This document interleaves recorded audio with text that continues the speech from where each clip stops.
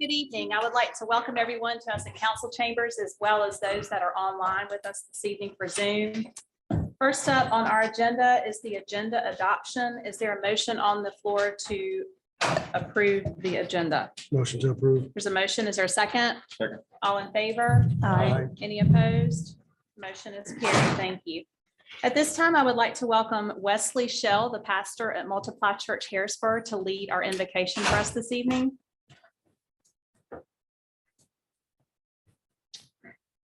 Thank you for asking me to be here. It's a great honor. Let's pray. Heavenly Father, thank you for this beautiful day. Thank you for all these amazing people who give their time, their effort, sweat, and tears, God, to better this community. Pray that you would bless them, that you would continue to direct them, that you would give them discernment, that you would give them wisdom.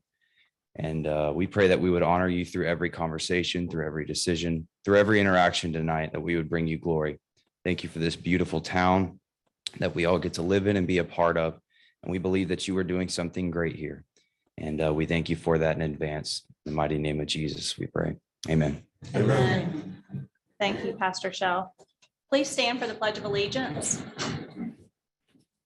I pledge allegiance to the flag of the United States of America and to the republic for which it stands, one nation, under God, indivisible, with liberty and justice for all.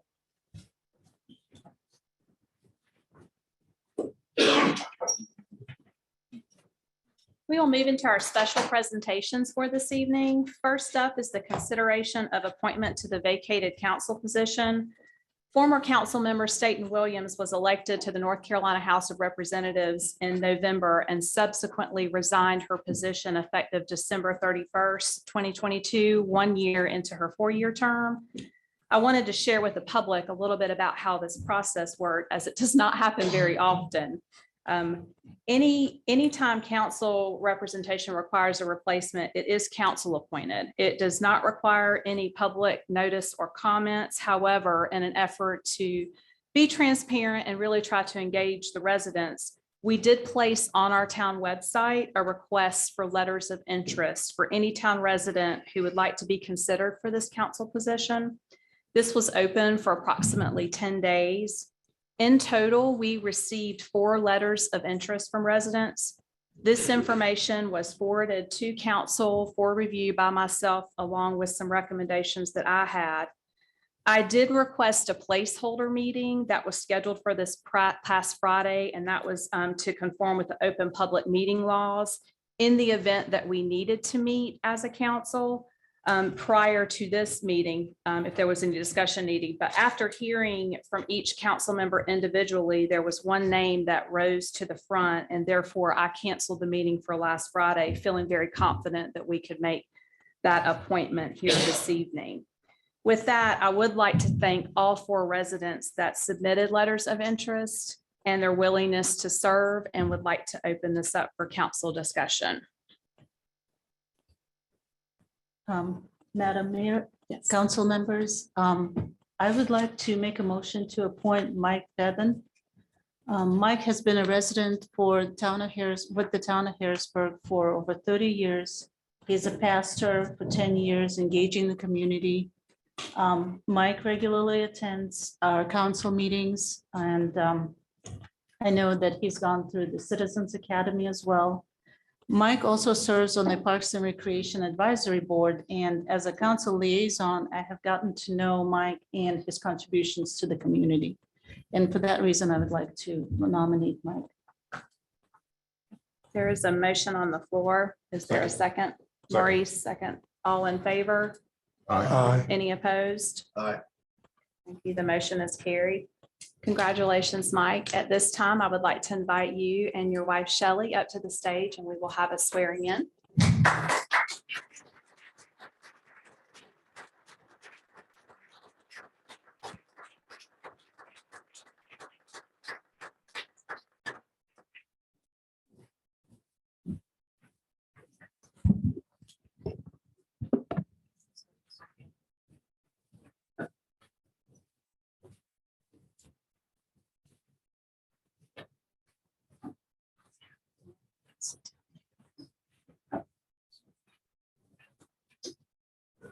Mike, if you will place your left hand on the Bible and repeat after me. I, Mike Thevenin, I, Mike Thevenin, do solemnly swear do solemnly swear that I will support and maintain that I will support and maintain the Constitution and laws the Constitution and laws of the United States of the United States and the Constitution of laws of North Carolina, and the Constitution of laws of North Carolina, not inconsistent therewithin, not inconsistent therewithin, and that I will faithfully discharge and that I will faithfully discharge the duties of my office the duties of my office as councilperson for the town of Harrisburg. as councilperson for the town of Harrisburg. So help me God. So help me God.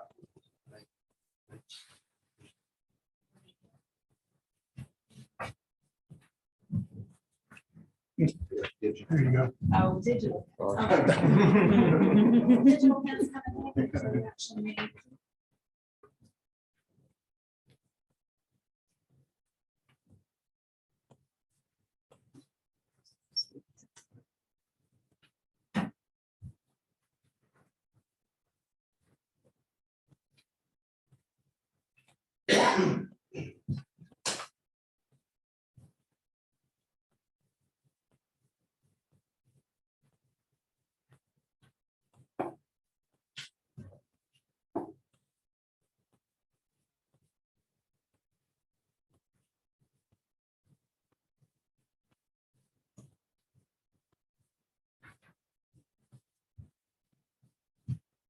And with that, Mike, take a seat at my place.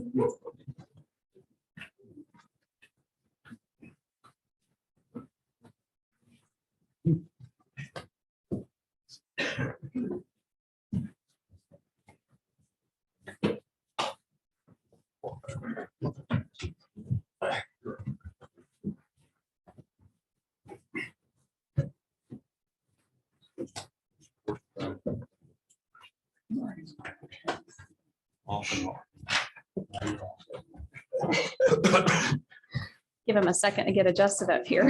Welcome.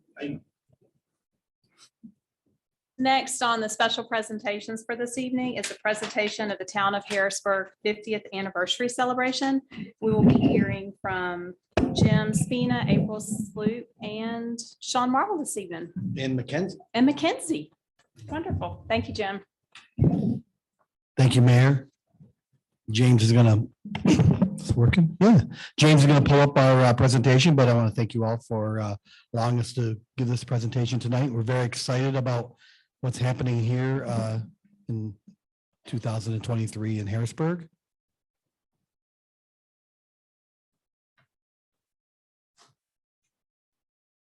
And there we are. All right. So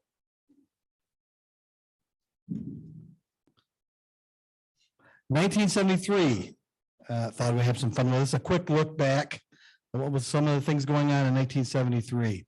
The economy, we had high inflation, sounds familiar. High cost of oil and gasoline, sounds familiar. High rate of unemployment, sounds familiar. In the worst recession since the 1930s, and we hopefully that won't be anything we have to deal with, but we know what the economists are predicting, so let's hope that one's wrong. Technology. The mobile phone invented by Marty Cooper of the Motorola Company. That's the original, and that's Marty Cooper himself. And I think Marty's probably doing very well these days, or at least his family is, I'm sure. Magnetic resonance imaging, MRI, was invented, and Skylab was launched. Remember Skylab? Those of us who are old enough to remember Skylab. And it came down and crashed, and the whole thing. Everybody was worried, and ended up being not a big deal, but. Music, the #1 song of the year, Tie a Yellow Ribbon Around the Old Oak Tree by Tony Orlando and Dawn. Movies and television, The Godfather won Best Picture at the Academy Awards, and All in the Family with the infamous character Archie Bunker was a #1 TV show. And interesting to wonder how Archie would do on TV today. Sports, the Miami Dolphins won the Super Bowl by defeating the Washington Redskins. The Oakland A's won the World Series by defeating the New York Mets. The Montreal Canadiens won the Stanley Cup by defeating the Chicago Blackhawks. And then continuing in the sports world, New York Knicks won the NBA championship by defeating the Los Angeles Lakers. Secretariat won the Triple Crown. And my favorite one here, just special for one of our favorite people up on the dais, USC won the National football championship by defeating the Ohio State Buckeyes in the Rose Bowl. That's for you, Mr. Manager. Fun stuff. Popular toys, the walkie-talkie, the hippity hop, and crazy buggy car racers. Gas was 39 cents per gallon, and the average price of tuition at a four-year public college was $358 per year. And I put the picture down there of the North NC State in honor of my great assistant, Sean Marble, who's a graduate there. So I thought she'd appreciate that. And the most popular baby names, I thought this was great. Michael, Jennifer. All right. Very appropriate. Little old for me, but. Okay. Well, I wasn't going to suggest. But of course, our relevant event of 1973, the incorporation of Little Old Harrisburg on Wednesday, March 23rd. And with that history lesson kind of over, I just thought I'd throw some things as how far things have come. Happy 50th anniversary of the town of Harrisburg, March 28th, 1973 through March 28th, 2023. And so as that event approached, I think it was a year or so ago, if I recall, Edmund, Lee, and Rob kind of said, hey, and I think Janet reminded us all at a managers meeting one Thursday that the 50th was coming up for the town of Harrisburg. And so we needed to get started on figuring out how we wanted to celebrate this huge event, very important event. And the idea for us was that we wanted to, as we started thinking about it, we wanted to make sure that we could let people know that we were proud of where Harrisburg was in 1973, where it is today, and where are we going? You know, the past, present, and future all meshing as to how we get there and try to celebrate all of it together. And so one of the best things we thought was important was to put together a committee of people to start talking about what would be appropriate, what would be something fun, what are some of the things we wanted to do. And we felt it important as a committee to not only have it be Parks and Rec, which is what we do, but also to get other town employees involved and also residents from within the community. And in those committee was myself. I didn't touch that. Was myself, my assistant Sean, our events coordinator, Mackenzie. They're here, and you'll hear from them shortly. April Sloop, our communications director, who's right behind me here. And again, you'll hear from her shortly. Our town clerk, Janet Rackley, and it was important to have Janet because she's been employed with us long enough to remember some of the other past memberships. She was here for the very first one. No, I'm kidding. But she was here for the 30th, and so she had some really good history there for us. One of our new employees, Savannah Abad, she's here, I believe. Yes, thank you. And Lori Nash, who is sick this evening, but Lori also works for us in the finance department. Hannah Butler, who's on our Parks and Rec Advisory Board. Hannah, raise your hand. Tony Wheeler-Jenschke, who's a member of our Hatch Committee. Linda Thurman, our past commission Parks and Rec Advisory Board Chair, who's served. I don't think Linda's here. Tina Gibson, who we work with as we develop our entertainment for all of our events. Tina is very heavily involved with that. And we thought she would be a really good resource. And of course, Brett Crosby is also on our Parks and Rec Advisory Board, but is also our YMCA director. Brett's here. Raise your hand, Brett, wherever you're at. There he is. And so we put this group together. We started meeting pretty regularly in September. We've been at this about 4 months. We met every couple of weeks until Christmas, really, putting together some different ideas, bringing ideas from different angles, right? Different angles of people between residents and employees, people who were here before. We did get a chance to get our mayor to attend a couple, as well as Lee come and attend, so we could keep them posted as to some of our progress and what we were trying to do. And so we've put together a really good bunch of ideas. Again, most of them are ideas. We haven't solidified anything, but the big thing is to give you a good broad brush stroke tonight of our vision and where we're going. And so I'm going to turn it over to April, who will talk about some of the marketing. Good evening, Mayor and Council. All right, I need Hannah and Silvana to come up with me. So we can't have an event and a celebration without a logo. So, dun, dun, dun, dun.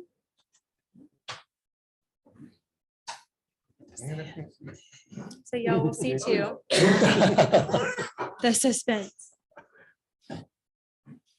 Uh-oh, Jim, you weren't kidding. It is tricky, huh? Here we go. There. There it is.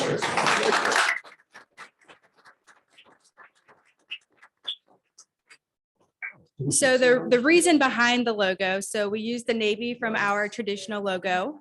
And then the 50th anniversary is considered the golden anniversary. So which is why, whoa, malfunction, which is why we have the gold in there. So this new logo is, so we actually have 3 different ones, not to be confusing, but this one is the celebration logo. So this one will be on all of our printed and printed marketing and communication materials, even down to the water bills. So you'll see it coming out very soon on everything. And as I said, we kept the navy from the traditional logo, and it's our golden anniversary. So this little guy is going to be called the Shield. So we are rebranding all of our town event logos. So y'all will see that coming up in the next few months. But we wanted to incorporate the 50th anniversary into all of our events over the next year to celebrate that. So this little guy will be on all of our new event logos. And then the following years, we'll just take that shield off. But depending on what the color scheme of the logo is, depends on if we use the navy one or the white one. And then this is our actual celebration logo. So this is going to be for the event that will be on October 14th. So again, this is the actual celebration logo. And marketing efforts. So we are going to have banners up and down Highway 49 that are going to be blue and gold and white. We will have signage above the gateway signs. So I'm sure you guys saw it. It said, I think Happy Holidays was above the gateway signs during the holidays. So we'll have a celebration signage above the gateway signs. It'll be in our email signatures. We're going to be doing an honorary video for our 50th anniversary. So I know we mentioned talking about the history of Harrisburg. So we'll highlight the history, talk about the present, and where we're going to go in the future. And then on top of that, we'll be doing the commemorative booklet with sponsorship opportunities for local businesses. And then we'll also have branded merchandise that will be available for purchase throughout the year. So if you guys want to open up the bags that I gave you guys, these are some examples of some of the items that we'll be selling. So I have much more in store and a lot more ideas of how we can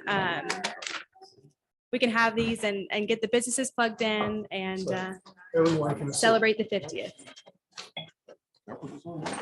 Thank you. Might look better.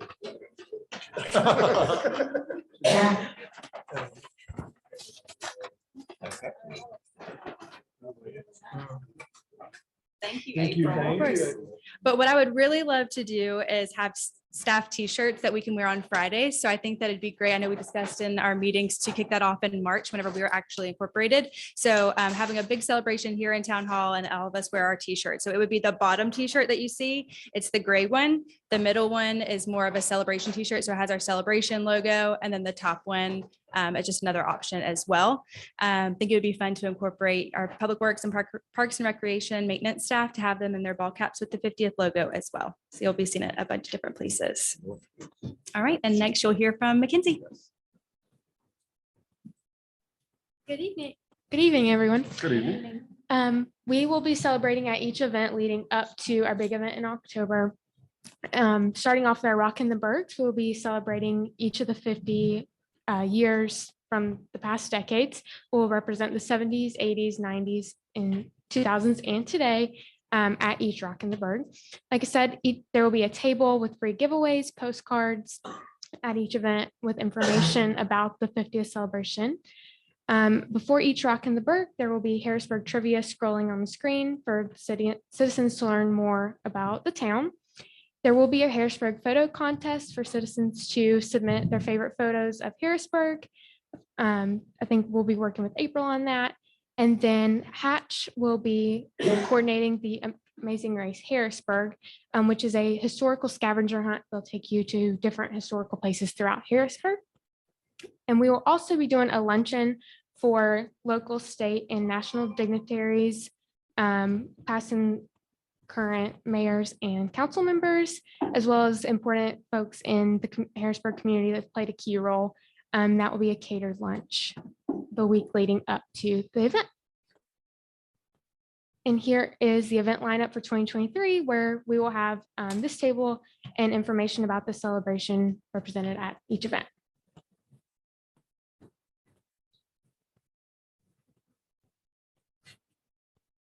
All right. Good evening, council and mayor. Maybe.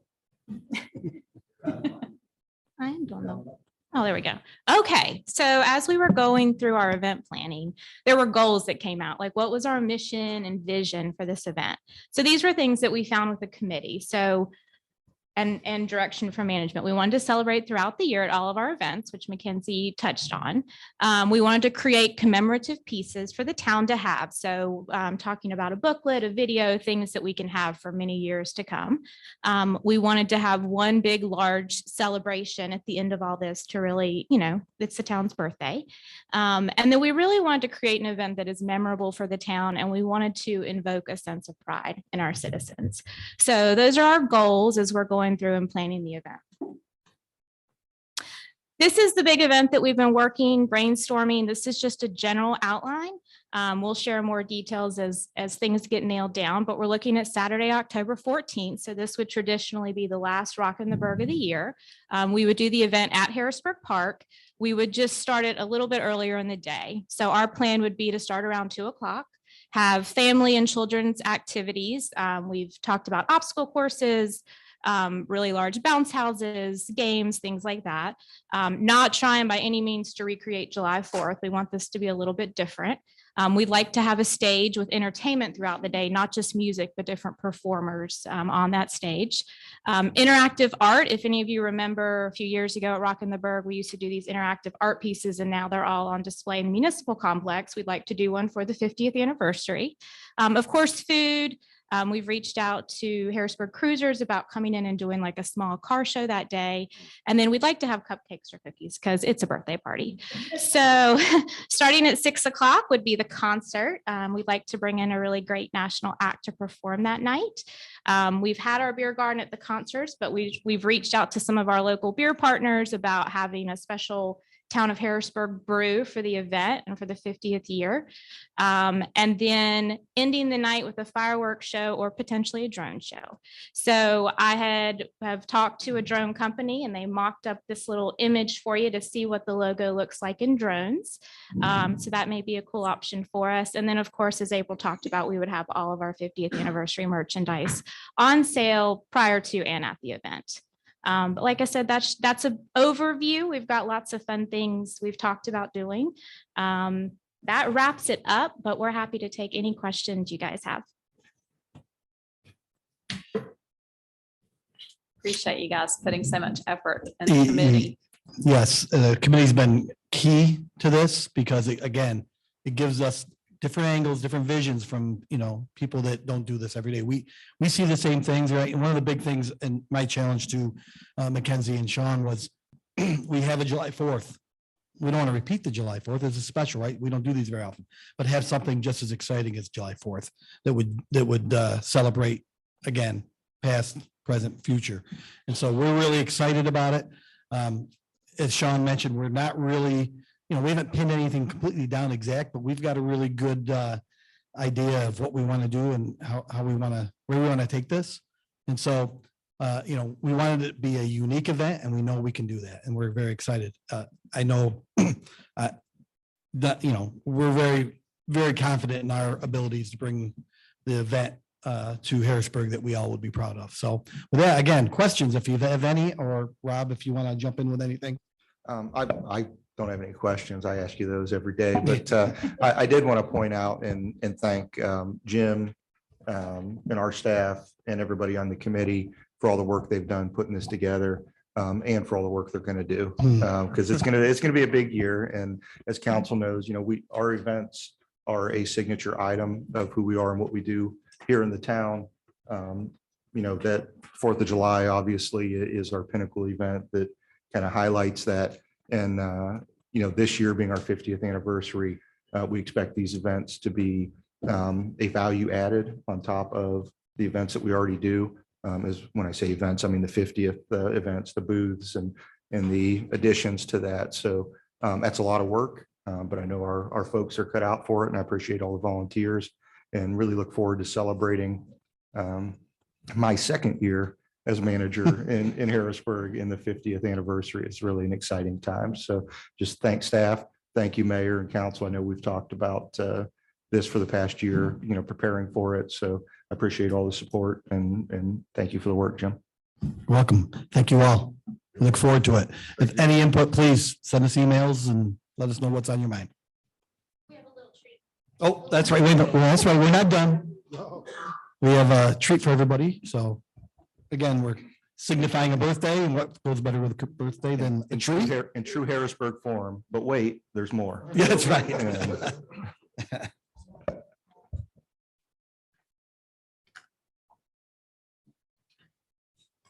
Where'd they go?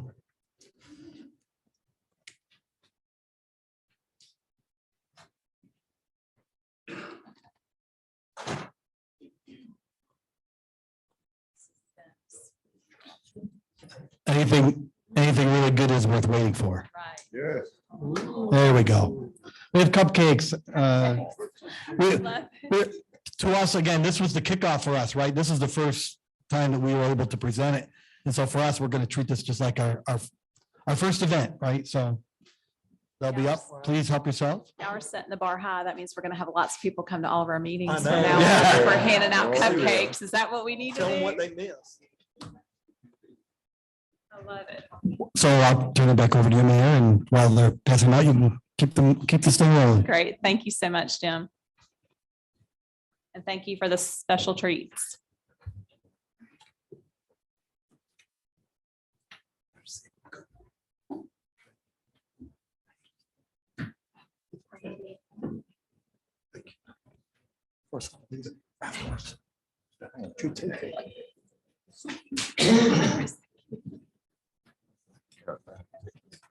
Where's the coffee? Coffee. They're like, it's like, where's the coffee?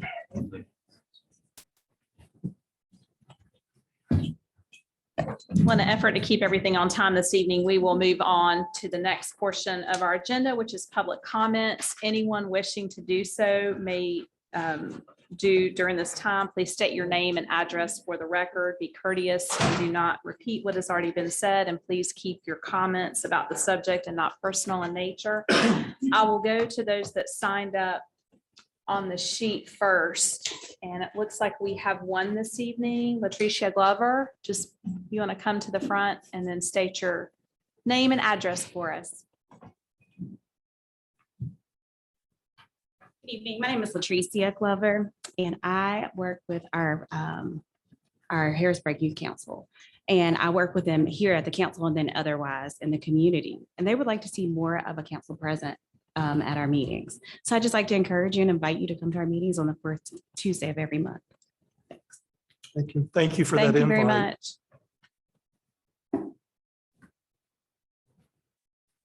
And there was not anyone else that signed up for public comments on the sheet. Is there anyone else in the room that would like to speak during public comments? And this is different than the public hearings that we have coming up under new business. We'll move to online. Is there anyone on the Zoom call that would like to speak during public comments? One. I'm trying to see it. I don't see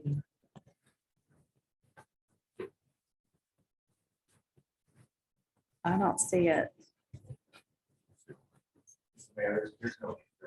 Okay. So you don't see it either? Okay, okay, great. Then we will conclude public comments. Next, we'll move to consent agenda. Is there a motion on the floor to approve the consent agenda as presented this evening? Motion to approve consent agenda. Thank you, Rodney. Is there a second? Second. All in favor? Aye. Any opposed? Thank you. The motion's carried. We'll move to communications and start with our town managers update. Rob? Good evening, Mayor. Good evening, Council. Good evening, community. Glad to see a full room here today. I know it's not for me. I know Mike swearing in and the 50th got a big crowd, but If I would have known it'd been a big crowd, I'd have prepared a much bigger presentation today. Because I know everybody loves my half-hour diatribe updates at the beginning. But we do have a very full agenda here this evening. So I'm going to save most of my updates and input as we get to the agenda items, because I know we have several of those, including an agenda item to go over the budget calendar, which is going to be the most important thing we do over the next few months as far as our updates. I did, however, want to mention one year-end update on our growth and development, which is always a hot topic around town. So approximately, and these numbers are always tough to pin down by the end of the year because they are a lagging indicator, but we had about 225 new homes built for the calendar year in 2022. And that's about on pace with what we've done in previous years. We're expecting a slowdown in the second half due to Fed policy changes to try to drive housing markets to be cooler, but we haven't experienced that in town here, and we don't really see that happening in the near future. If there are any slowdowns in that, I think it'll be more towards utility availability than market indicators, but we'll keep you guys abreast of that. Approximately 800 new residents in 2022 added to the town. Again, we expect, based on what is already approved and under construction, those numbers to tick in right about at the same level. And all our developers still going strong on their buildings, and lots of new interest coming in on the single family side as always. And we've seen a little bit of an uptick in our commercial interest as well. So all good signs for us from 2022 that we see going into 2023 as we kind of keep an eye on macroeconomics and the national scene, as well as the utility issues that we have here in the county and the economic indicators that we have locally. So just wanted to update the community on that and the council, and then just say I look forward to talking about our budget calendar this year. We have that at the end. That'll be a revised budget process this year that I'm excited to embark on. So I'll take any questions that mayor or council have. Thank you. Thank you, Rob. Any questions for Rob? Next, we'll move into our finance monthly report. Welcome, Brian. Good evening, Mayor and Council. Thank you, James. All right, so this is our finance report as of December 31st, halfway through the fiscal year. This is the revenue and expense dashboard for our operations. So we have finally reached green in all of our categories for the year. As I've said many times, property taxes, for the most part, are deposited from the county to the town in December, and then the majority of the rest of that comes in January. So we are right on track, and we're a little bit ahead of how we did last year.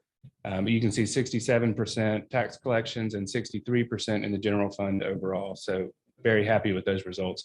The water and sewer fund is at 52%, and the stormwater fund is right on target at 50%. So all of our revenues are doing really well, no concerns there.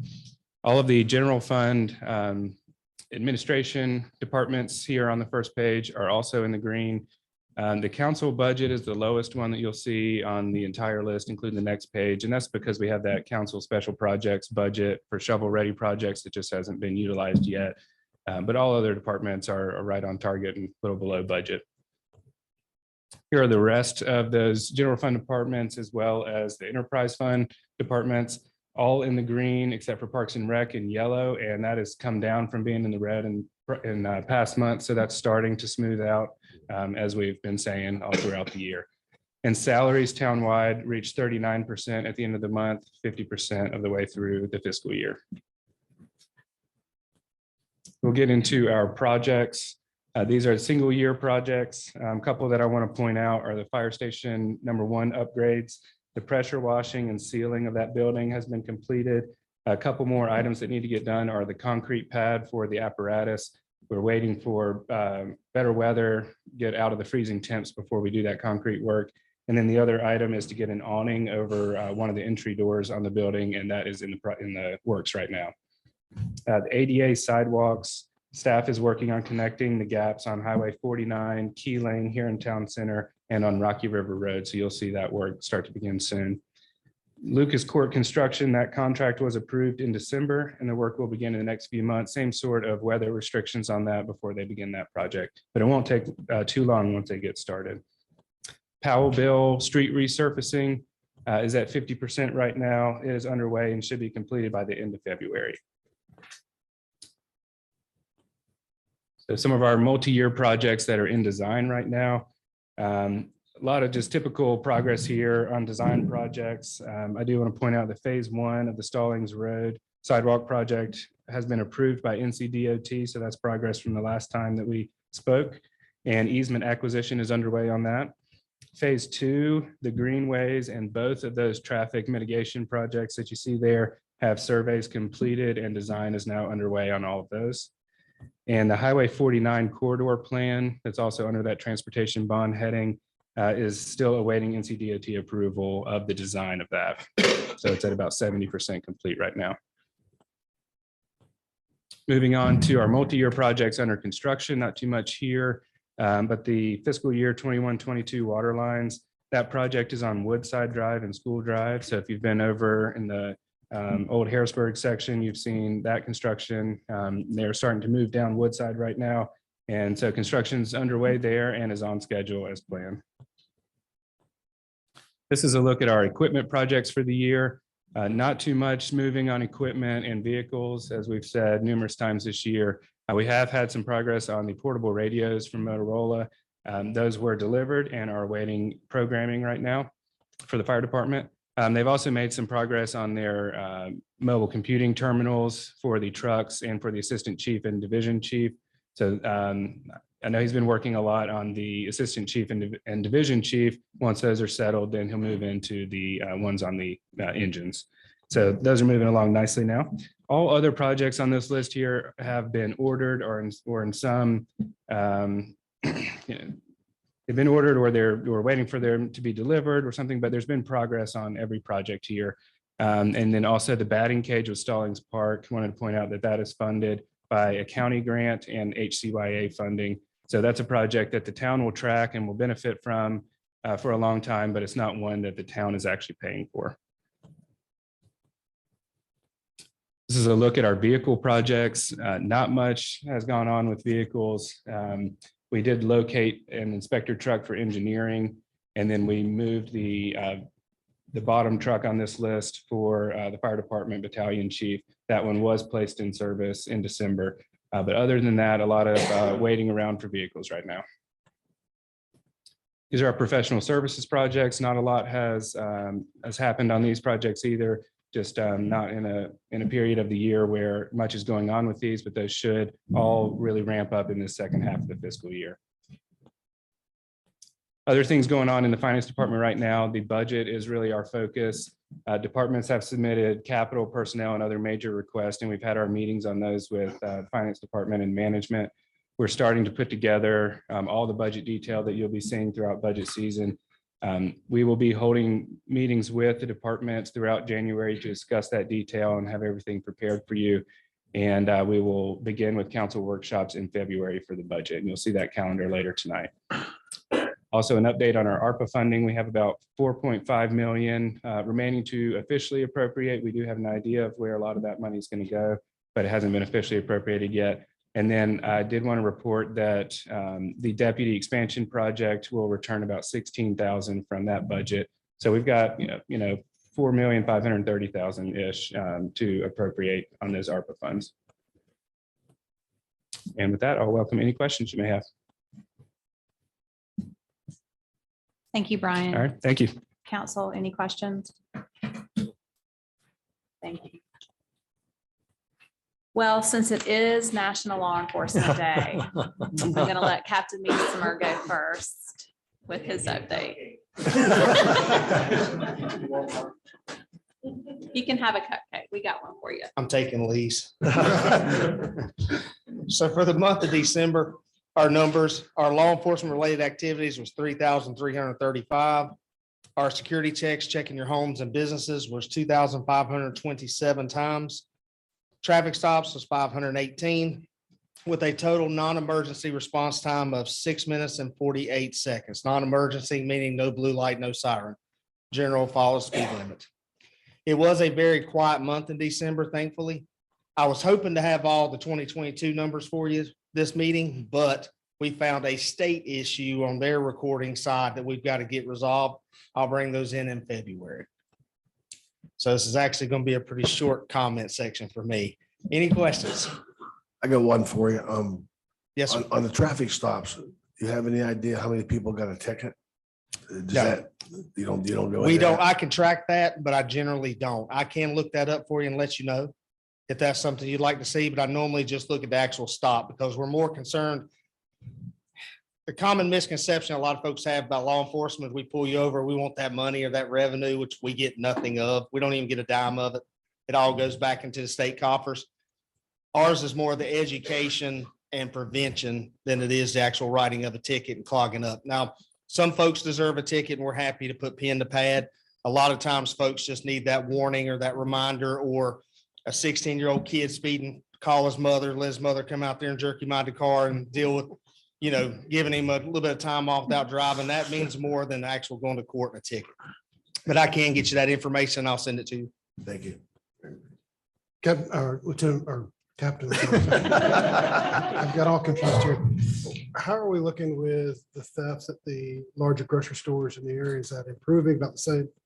You're talking about the larceny rate? It is actually down. Okay. It's down overall for the year. I'll give you that next year or next meeting, but it is down. Property crimes across the town are down. I think last time we were here, you had mentioned a lot of warrants had been issued. Were they able to get those individuals back? Or- Yes, they are in custody, and we actually had another one that I was hoping to be able to tell you about this meeting, but the DA wants to hold off for a little bit longer, so maybe I'll let you be able to talk about that in February. Thank you. Any other questions? Congratulations, sir. Thank you, Thank Captain you. Meismer. And with us. See that smile light up all the way back up here.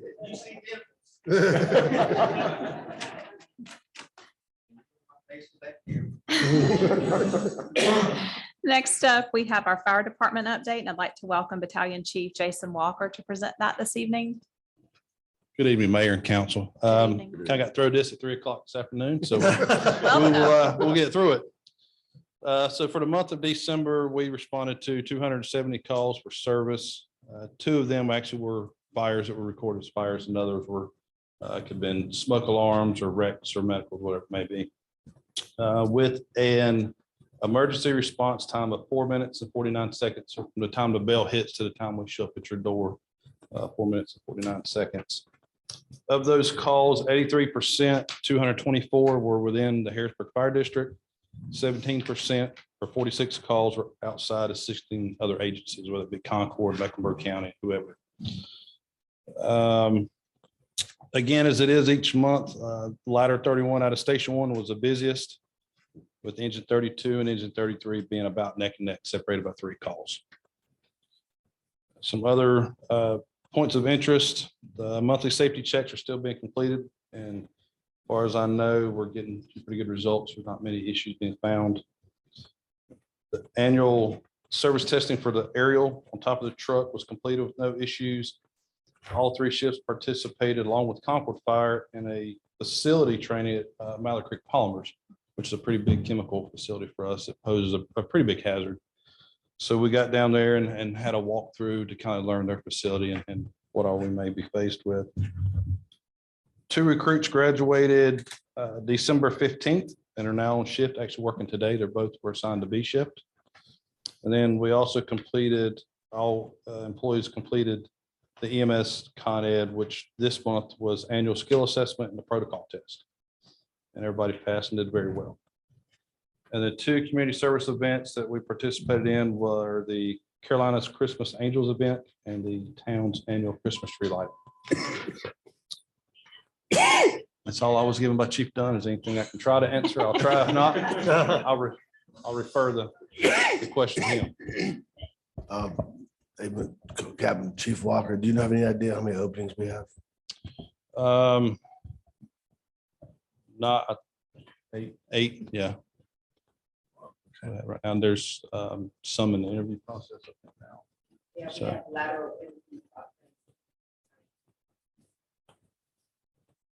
And we have the chief's interview that's this week as well. For I think we have 4. That's a lot of openings. Any other questions for Mr. Walker? I don't have any question, Mayor, but thanks for showing up last minute, Jason. I just wanted to let council and mayor know as well that Chief Dunn had a passing in the family. So just got that information this afternoon. So condolences to Chief Dunn, his wife, and his father-in-law had passed away. So that was why he wasn't able to be here this evening. And I appreciate Chief Walker showing up here and delivering the report last minute. thank you. Thank you. Thank you. Just a couple comments for mayor's comments. As I mentioned before, today is National Law Enforcement Appreciation Day, and we want to thank the Cabarrus County Sheriff's Department for all that they do to keep our community safe. We truly are surrounded by the best of the best and very thankful for their daily sacrifice to keep us safe and protected. Right before the holidays, I attended the dedication for a blessing box that is located at Harrisburg United Methodist Church on Highway 49. The Southwest Rotary was able to make this possible, along with the nonprofit organization One Can, to serve our community. I'd also like to thank Kevin Perry from the Rotary, who actually built the box that you will see on that site that will house food and toiletries for anyone that needs it. There are sponsors that work to keep those boxes stocked, and I encourage you, if that's something that you were interested in helping with, to please reach out to the One Can Incorporated for volunteer opportunities. On Friday of last week, I attended the legislative breakfast hosted by the Cabarrus Chamber and had the opportunity to really hear some dynamic speakers and discuss some of the education and childcare challenges that not only that we are facing as a community, but really overall as a nation, and was very refreshed to hear how our legislative representatives are working to address those issues. So I expect to hear more on that in the coming months. And then this Wednesday, I will be attending the Cabarrus Economic Development Quarterly Meeting at the Cabarrus Arena, and we'll present an update at the next meeting for that. So with that, I'll move into council comments. I have several things, Mayor. You mentioned about the blessing box. Don't forget that the Lions Club also has a blessing box. That's right. So they also have books and blessing stuff that you can put in and take out, and it's for all our residents of Harrisburg. Also, council received from Brittany Kearney an email about PACE this past month, and I was able to go over that. Being one of the over 60 on council, it deals with being able to help keep your family members in their home. So PACE is a nonprofit organization for 55-year-olds and up. So if you need to find out information, Ms. Kearney with Brittany wanted to be sure that we got that word out, that was available. And the Southern Piedmont one is for Mecklenburg, Cabarrus, Rowan, and part of Stanley County. Also, the sustainability will not be meeting this Wednesday, as we have not been able to iron out new members for that board. Plus, there'll be one member that will not be present, so we will not have a quorum to hold that meeting. So sustainability will not be meeting on Wednesday night. Also, I emailed the town manager, as one of our young residents of the neighborhood was concerned about the graffiti that was around Harrisburg. So you've gotten pictures, you've gotten some addresses, and I know some of that is on private property. So if then maybe you can elaborate, can we take it off private property or not? And how does that work? Yeah, so the process there is mostly straightforward. There's some gray area there, but mostly straightforward. So anything in the public right of ways, we'll get out and either paint over it or remove it, depending on what kind of graffiti it is. All the stuff on public property, on private property, we can't go out and do anything to. What we would generally do is just reach out to that property owner and either try to work with them to get it removed or get permission to go out if it's in a high visibility spot. Let's say the DOT cabinet boxes tend to get graffiti on them at Roberta and 49. That's high visibility. And we can have a standing agreement that we can go on and mess with their equipment, even though it's not ours. When you get onto like, I think a post office was one of them.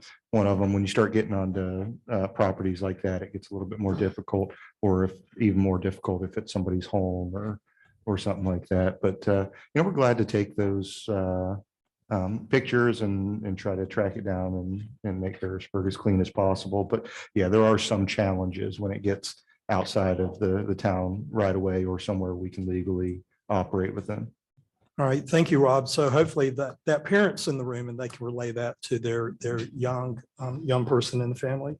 There's a couple other things. Thanks to Park and Rec for putting the windscreen back at the Stallings Road tennis courts. I noticed that also.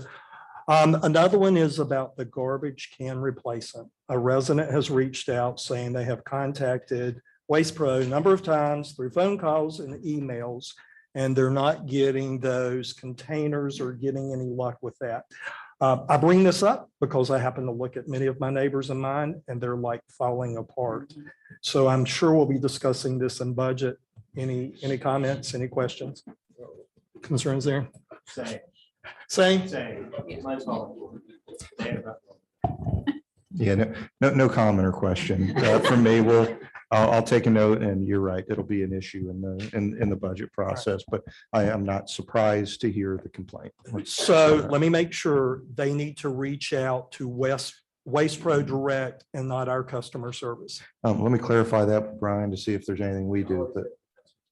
Always, we can go through customer service. So if you're not getting satisfaction with Waste Pro, go through customer service, the general number, or just walk in. Okay. And we like to know those things here so that we can keep a tally so that we can go and enforce the contract. So it is important to go through customer service on any of those dissatisfaction issues, but certainly the can replacement program has been a known issue here, at least in my time here. Right. Okay. When is our contract up? Rob, do you know? I don't know that off the top of my head, but 2 years.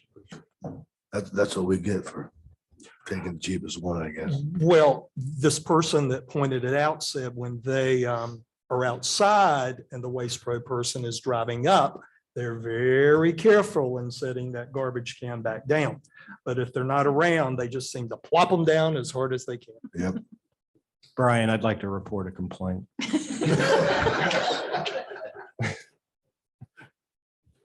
That's it. Thank you. Thank you, Rodney. I do have a quick question with regards to your comments, and I'll push it back to Rob, but does it not make more sense to push the sustainability committee back to quarterly until they get back to a full status? Well, they can't meet until they get back to full status at all because they don't have a quorum. I believe that was a 9-member board, if I'm not mistaken, and they had 5 openings, and they haven't refilled those. Now, based on what we're anticipating in the budget process with standardizing our boards, we've asked them to only fill 3 of those, but they've only had 2 applicants to this point and weren't able to get those ready for this meeting. But we do think that those 2 applicants will be ready by the next meeting, and then they'll be able to start acting as a board. But we are going to have to re-advertise the 1 position that will still be available out there. Thank you. Any other comments from council?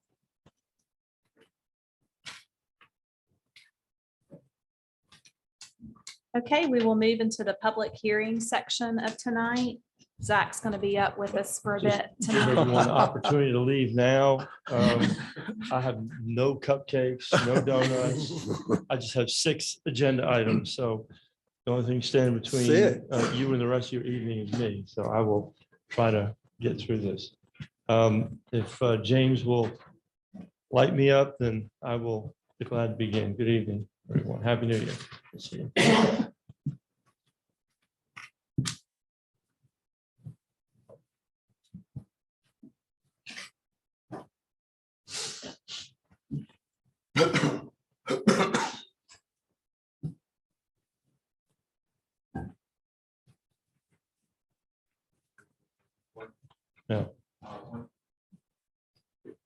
The long one.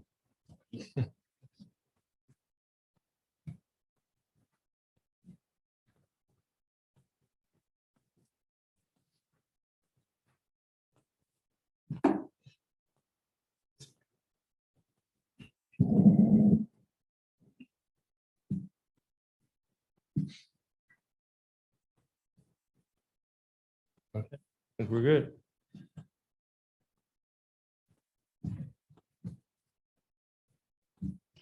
Mayor? Am I good to go? You are good to go. Okay. So just a quick note, the first two items, I should say, the first four items are really, I've split them up, annexation and rezoning, because theoretically, you could deny an annexation and then there's no reason for a rezoning. It'd be cleaner to do it this way, but as we get through it, I think you'll see how it goes. So this is a annexation of property off of Blackwelder Road. Trying to find- Yes, right. I didn't even have a cupcake, so I should be fine. So this is a request for a contiguous annexation of about 39 acres off Blackwelder Road. Purpose is to allow for proposed conditional rezoning of property, a 51 lot subdivision that you'll hear about tonight, with access to all town, including utility services. The call for public hearing was made on December 12, and tonight decision, applicants also submitted an application for conditional rezoning, which may be approved after annexation approval has been granted. So those really need to sync up, and we'll talk about that. But per your policy, the intention is to have a second meeting on both the annexation and the rezoning. So I will just stick to the highlights on this.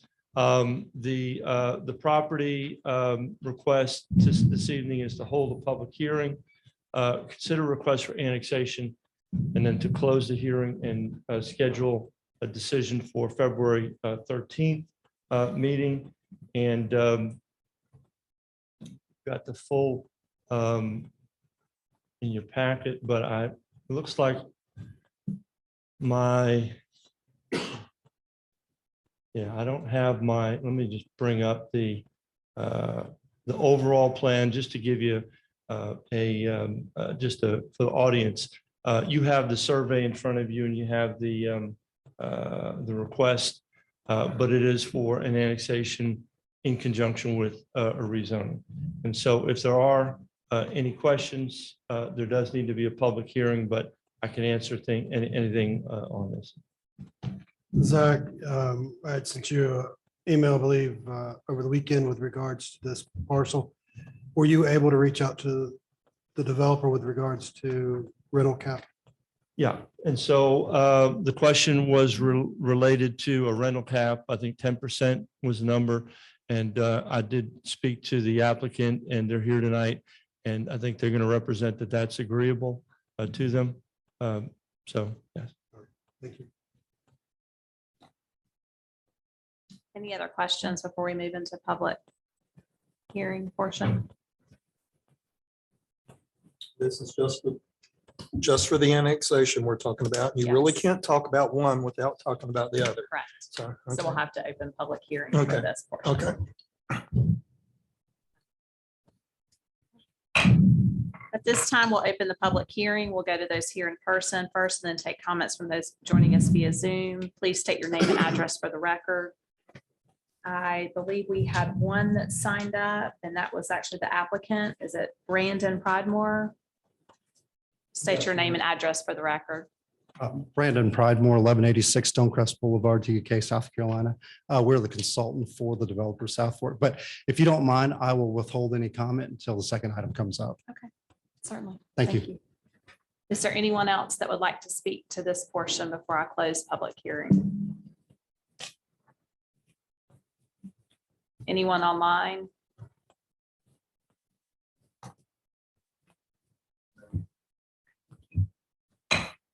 At this time, the public hearing now closed. Are there any formal comments from council?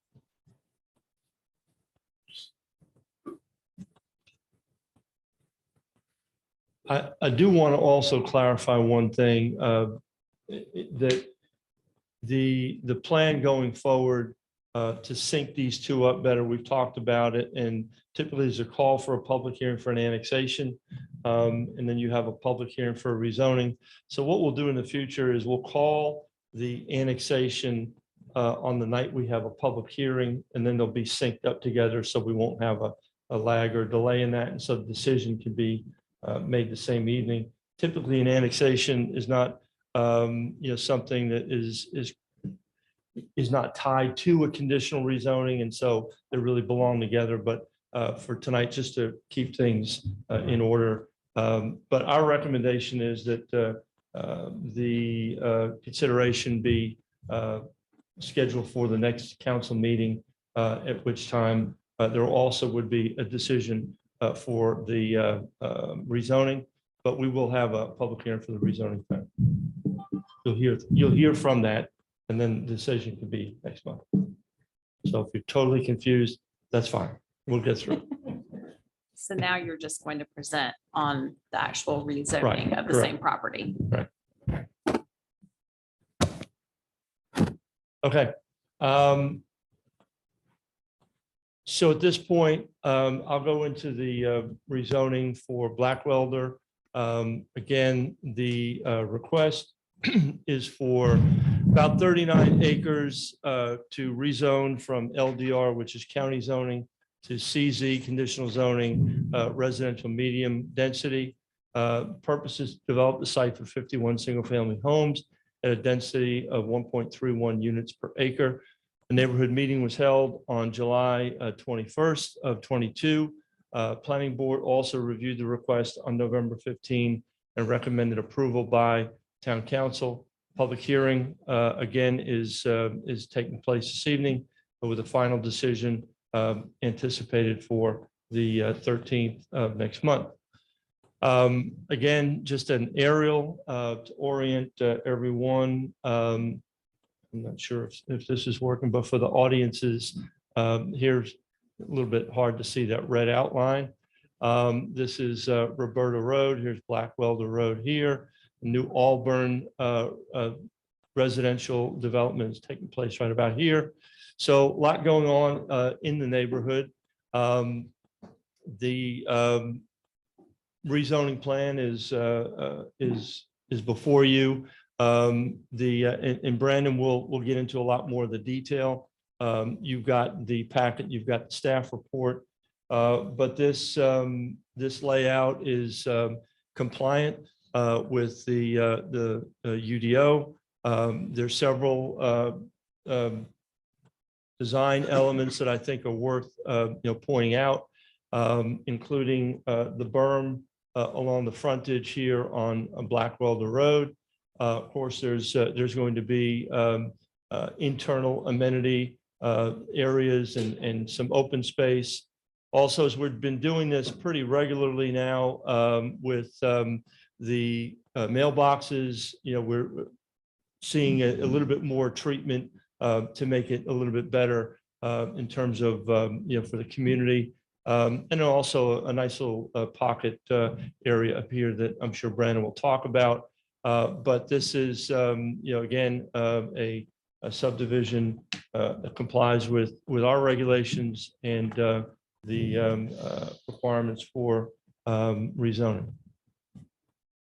And so the conditions, I just want to bring these out. You've got them in the staff report, but as we always include, we have several standard conditions that you can see from materials to obviously getting permits, siding material, heritage trees and preservation of those, the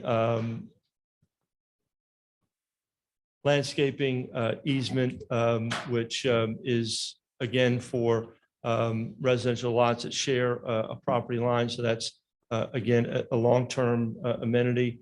There is a fee in lieu payment for required public open space that will be just over $36,000. And again, remember, the ordinance does require a certain amount of open space, public open space. And if you can't provide that on site, then you're required to provide that a fee in lieu, and that's what the calculation comes out to.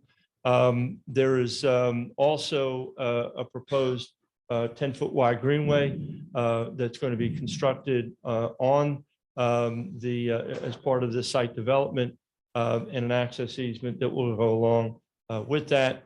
The applicant also offering for minimum 30% side load garages, and an increase of front setbacks to 30 feet for lots with front loaded garages. And again, that second item is really to ensure that we don't have vehicles hanging out into the road or over the sidewalk. Again, a standard feature that we have: ponds, detention ponds, minimum percentage of coverage and depth, fences that will surround these are required, and those will be installed as both, a safety as well as a warning sign. If someone's out walking around and they don't quite realize what they're getting close to, that will alert them. There are mailbox clusters that have to meet ADA standards. And then finally, all streets that have to be constructed to the town standards for pavement and road section. In terms of land use recommendations, we always point to this and want to make sure that the rezoning is consistent with this, or consistent with our land use plan. The future land use plan designates this as low density residential, density between 1 and 2 acres. So at 1.31 acres, this development is compliant with that call. We also like to show that the UDO, how that syncs up with the land use plan. And in this case, for low density residential, the RM district is appropriate, which does allow for lots up to 2 units per acre for conventional zoning, and this is about 1.31. So overall, a lower density and consistent with the plan. I'm going to jump back up. So one of the things that we wanted to begin to highlight for you and to you is the issue of sewer availability and allocation. As you all know, the Water and Sewer Authority of Cabarrus County, WASAC, is in the process of expanding capacity, but until that's done, we are under a constraint in terms of what we have available. In terms of residential, you can see that number, 64,730 gallons per day. And what this chart does is it shows you the project name, the number of homes proposed, the estimated flow, and then where that tracks in terms of the next 3 years, 22, 23, and 24. And so to date, we have made one allocation for Traymore, just over 13,400 gallons per day. And you can see that was at least slotted for 22. At this point, we haven't made any other allocations, but you can see that the total residential amount that could be, or the demand for it, is about 103,000 gallons. But with only 64,000, obviously, there's going to be a constraint.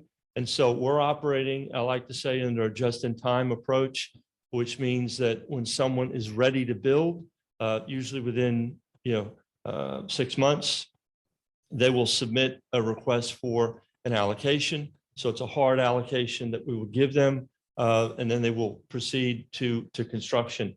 And so at this point, there are others that we're looking at and considering, but we have one allocation. And so with respect to this development, you can see the top number there is 12,240, if I'm reading that correctly, which means that for the 51 lots, if you take the 4-bedroom, multiply that by 80 gallons per bedroom, you will come up with 12,240.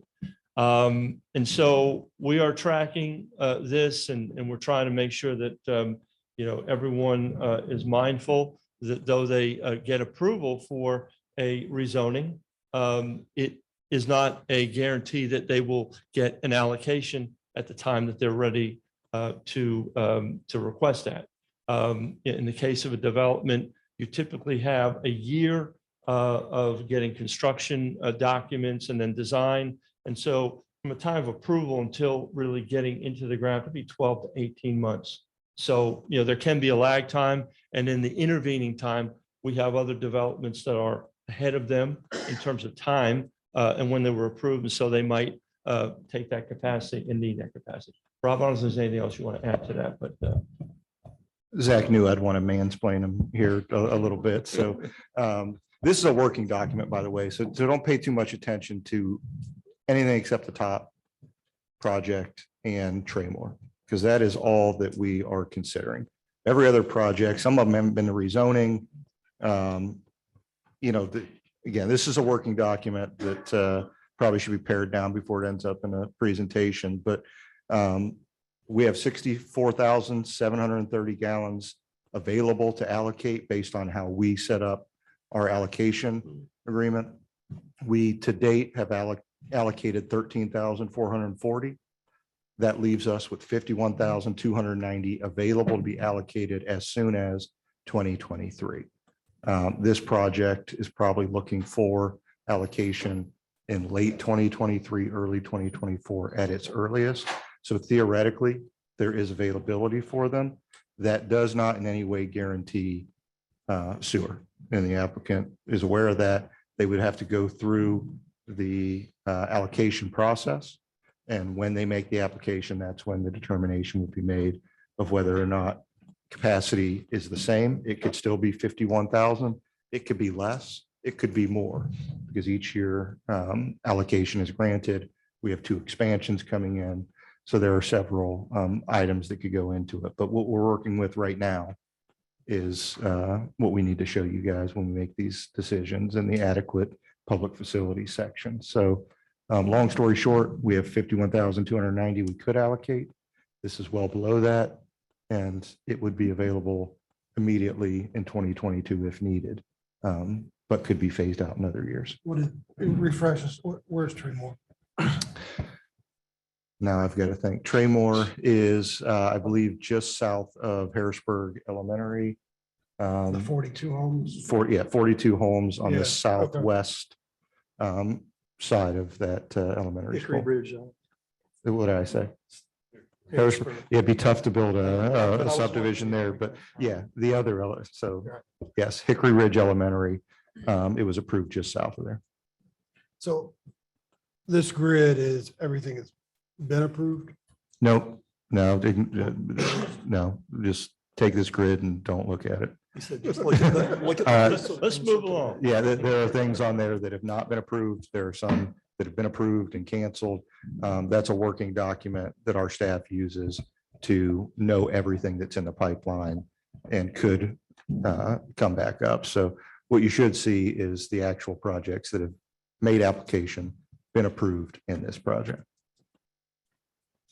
So remind my memory, 2024, we're going to be cleared up. Spring of 2024 is when this new WASAC stuff is going to be ready to go online. That'll be our first plant expansion, and it is on pace.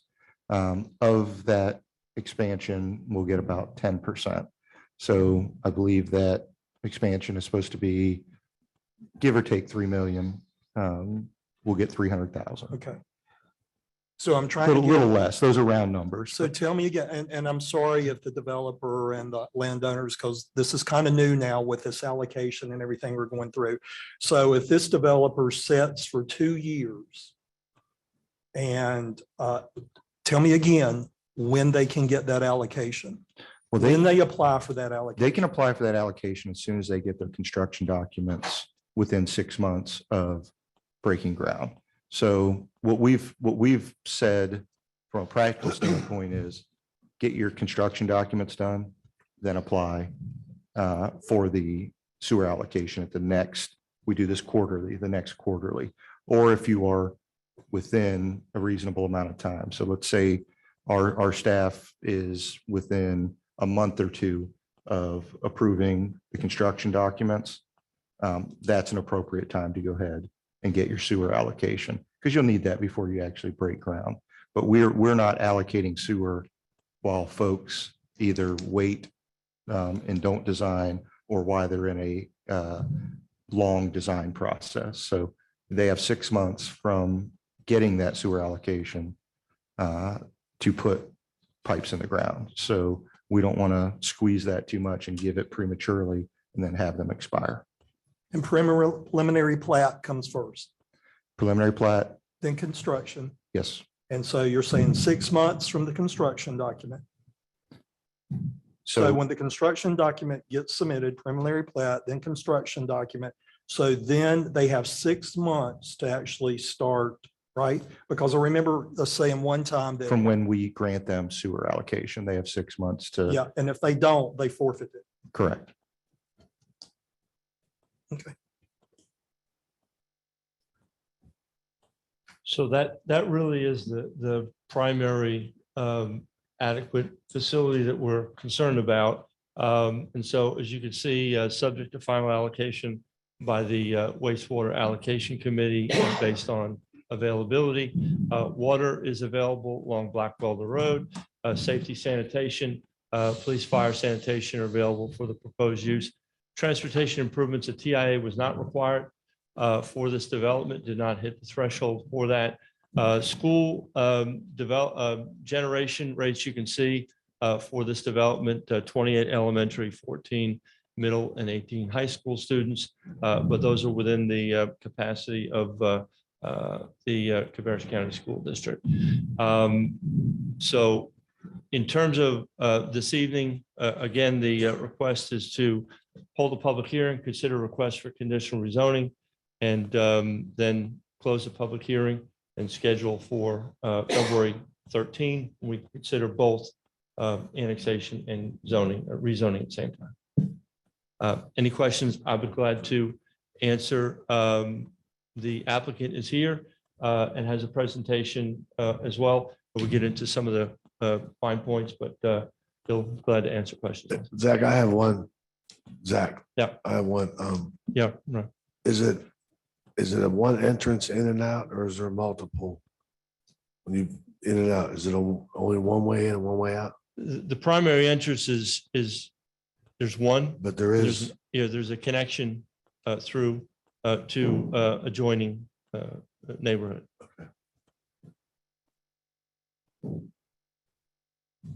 Any other questions for Zach?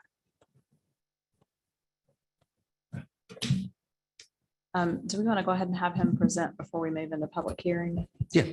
Yep. I think that would be helpful.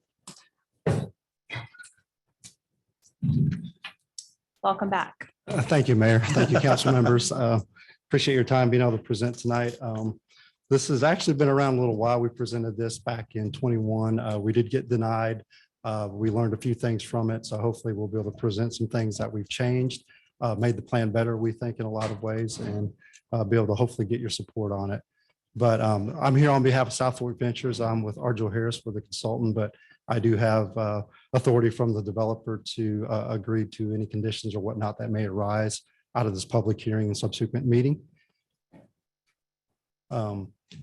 Zach did a great job of presenting the overall project, so I won't dwell too much on what he's already presented. But if you look at the map here, we do have the property highlighted there. The boundaries aren't exactly correct, but the town limits are catty corner to us where Auburn and Providence Manor are located. We think it's a great location, and Haywood development is to the north of us, adjoining, which will address, I think, a question Mr. Russo had about multiple access points. This is the site plan, so I won't dwell on it. Zach had shown that already, so unless you have any specific questions, but I think some key points that as I looked through it and created this presentation we wanted to go with was one of the issues we had last time around was the HALOP and the designation of the zoning that went with it. While we generally met the intended goal of the HALOP, which was residential lower density last time around, we did not meet the zoning classification that would associate with it. We were seeking CZRV to meet certain goals we had, but this time around we are CZRM, which is well within the limits of what the HALOP outlines. The other factor I think was density. There were a little bit of density concerns. We proposed 70 units last time. That was a 1.79 DUA. This time around, it's 51 units at 1.31. The minimum lot size was, I think, one of the issues we had last time around too. We were proposing something just under 10,000 square feet. This time around, it is 15,000 square foot minimum. And then the minimum lot width is pretty consistent, although we're a little wider on average. This time around is 75 foot. We did present that last time, but this time around, our smallest lot is only going to be 81 feet wide, which is greater than the minimum. And we actually have 27 lots that are going to be 95 foot or greater. And I think that's of relevance because one of the conditions that we're going to agree to tonight that's stated on the plan is 30% minimum have to be side entry. What we're looking at is we've got 27 different opportunities to be able to offer, potential home buyers here in Harrisburg that option instead of just looking at all front entry or predominantly front entry. One of the other things we did too was we committed to increasing the minimum home size. This is a heated square footage. We were originally, I think, 1,600 and 1,800 square feet for the ranches. We've moved that up to 2,000 square feet, which we think will guarantee a little bit more quality home, a better price point. And then as well, the two-story homes would be 2,600 square foot minimum. Originally, we were at 2,400 square feet. We did agree to a condition that if we have a front entry garage, we'll increase the setback to 30 feet. There was a question, I think, at the planning board meeting from a resident that was concerned about, the 25 and 30 foot. It's kind of hard to show both, but I can assure you, we designed everything at the minimum front setback, so all the minimums meet. So if you go back another 5 feet, it's just going to get better as you look at it. So we do meet the lot conditions at 25 and 30 for all lots. And one of the things I wanted to point out too was, with that additional setback, is they're concerned that our products are going to get shortened. It's not. I did an analysis at 100 feet from the right of way, and we meet all the minimum lot requirements at that point as well. So we can be consistent with the product we're going to propose. We did agree to a deed restriction based on Mr. Smith's question about the rentals. To be quite honest with you, that wasn't even in our thought process, but it is afforded protection for the town as we look at it, because, as you do know, rental communities are becoming pretty prevalent, but we strictly looked at this as a higher end move up buyer market where it's a, pretty much purchase to own type scenario. So open space, we did increase from the last plan. We had 11.62 acres last time around. We're at 14.82, so we're 38% of the site. One of the things I think that was important was the integration of open space. So I'm going to just go back one slide. And if you look this time around, we had the two kind of pocket park areas. The first one that you see, the lower inset, is this got a, there we go. This lower one is kind of a sitting area, lawn area for people to just enjoy some passive amenities at. We'll probably have landscaping, possibly a trellis, and some benches there. But this was what we considered kind of where we're going to do our mailbox kiosk and make this more active here. We do have natural surface trails, some landscaping. Probably look at maybe, a trellis or something out there. We'll put a little more thought, but we wanted this to be a location where people could come and walk their dogs, enjoy a little bit of space. And then as we looked at the development, based on all the other things we looked at, we wanted to incorporate a little more open space to break the monotony of doing nothing but just driving down and seeing lots. So we did add this kind of central open space into the project as well. Outside of that, heritage tree impact, last time around, there were some concerns. We were proposing to impact 5 to 6 heritage trees out of 16 total. This time around, we're only proposing to impact 2. Now, I will say, majority of the trees on the site are hackberries. They're not the most aesthetic looking tree. And one of them will be a hackberry that was in fair condition by the arborist that did the tree survey for us. And then one of the lingering questions Mr. Russo asked just a moment ago, and Mr. Smith had mentioned this last time around, was full access to the subdivision. And we are fully committed and conditioned on the plan to provide full access. We've spoken with the adjacent property owners, which happen to be extended family members of the seller. And we are prepared to go and finalize those right of ways and things, upon successful rezoning. And then as we go back one more time, we will have full access here. So we will have a right turn lane with a decel going in. we will have a left turn lane coming into the site. So we're going to widen this thing so we don't impede traffic with our traffic. It'll do a couple of things. I know one of the issues that we can't address is this curve here. Unfortunately, we can't stop speeders. We'll leave that to the police chief to figure out how to do that along with the DOT. But we do have full access for the safety of not just the motors passing by, as well as our own residents. And then we do have a connection proposed to Aberdeen Way here, which was a stub that was made for interconnectivity through there. Outside of that, this was a schematic of the turn lane improvements that we have routed to the DOT and with city engineering, our town engineering. So this is tentatively what it is. There may be little minor tweaks, but nothing substantial, committing to the things I just spoke about. And then the elevations, these are just some samples, for the general public to see. They don't see the plan that you have before you, but these were the generic elevations that we kind of put in because, again, South Fork Ventures isn't a builder. They're a private development company. So, but we wanted to commit to the type of architecture and housing that you should expect to see. And then Zach had covered this as well about, this won't be a vinyl community. We'll have masonry material, whether it's fiber cement, brick, stone, stucco, any number of things like that. Roofing materials will be architectural shingles, just not plain old asphalt shingles that you see, something a little more decorative. Again, minimum 30% all homes will be side entry. I have the minimum square footages stated that is actually in the plan. And price points. Right now, we think this is on the conservative side, and I'm going to let someone else speak to that in just a moment, but we're thinking that we're going to start at a baseline of 500 and work up to the mid to upper 600s when it's all done. And it really and truly, I think it'll be higher, but again, we don't want to overstate and underdeliver would be really my response to that. But we are, South Fork is in discussions with JP Orleans as a home building partner. I'll let Rob Miller with JPO introduce himself here shortly. But what we wanted to do was supplement the information we've provided as part of the rezoning with some additional elevations and kind of more targeted as to what we think this is going to really look like with your approval.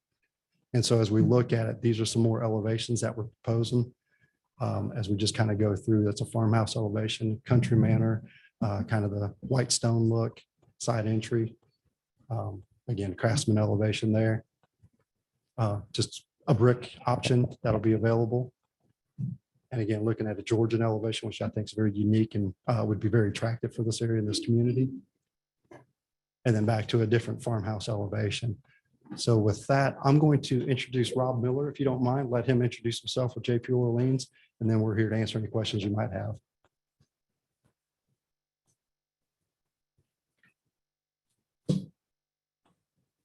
Good evening, Mayor, council members. My name is Robert Miller. I work for JP Orleans, and we are a builder here in Charlotte. I consider us a kind of a small to medium size regional builder. We only build in the Philadelphia area and in Charlotte. So I'll be extremely brief, but I wanted to introduce myself. We've done business in Harrisburg in the past, and we would love to continue that with this project. So, the sales prices, we always get that question. They might be slightly conservative, but it just depends on market conditions at the time. So, may I interrupt for just a minute? Mayor and council, in your consideration of this rezoning, you cannot consider price points on the houses. So he can mention it to you, but it can't be part of your consideration. So I'm happy to answer any questions, anything along those lines. I'm available. Thank you. Thank you. Thank you. Any questions for us? So if you get approval next month, when do you anticipate the first house going up and being completed? Mr. Dellinger, I would expect that we would be going through entitlement process, which again, preliminary plat construction drawings this year. We're not going to be sitting on it, waiting on the market, to be honest with you. We're going to move forward. The property owners have been very patient and probably the most patient property owners I've dealt with. But I would expect that the first home, we would be probably looking after construction, probably summer of next year.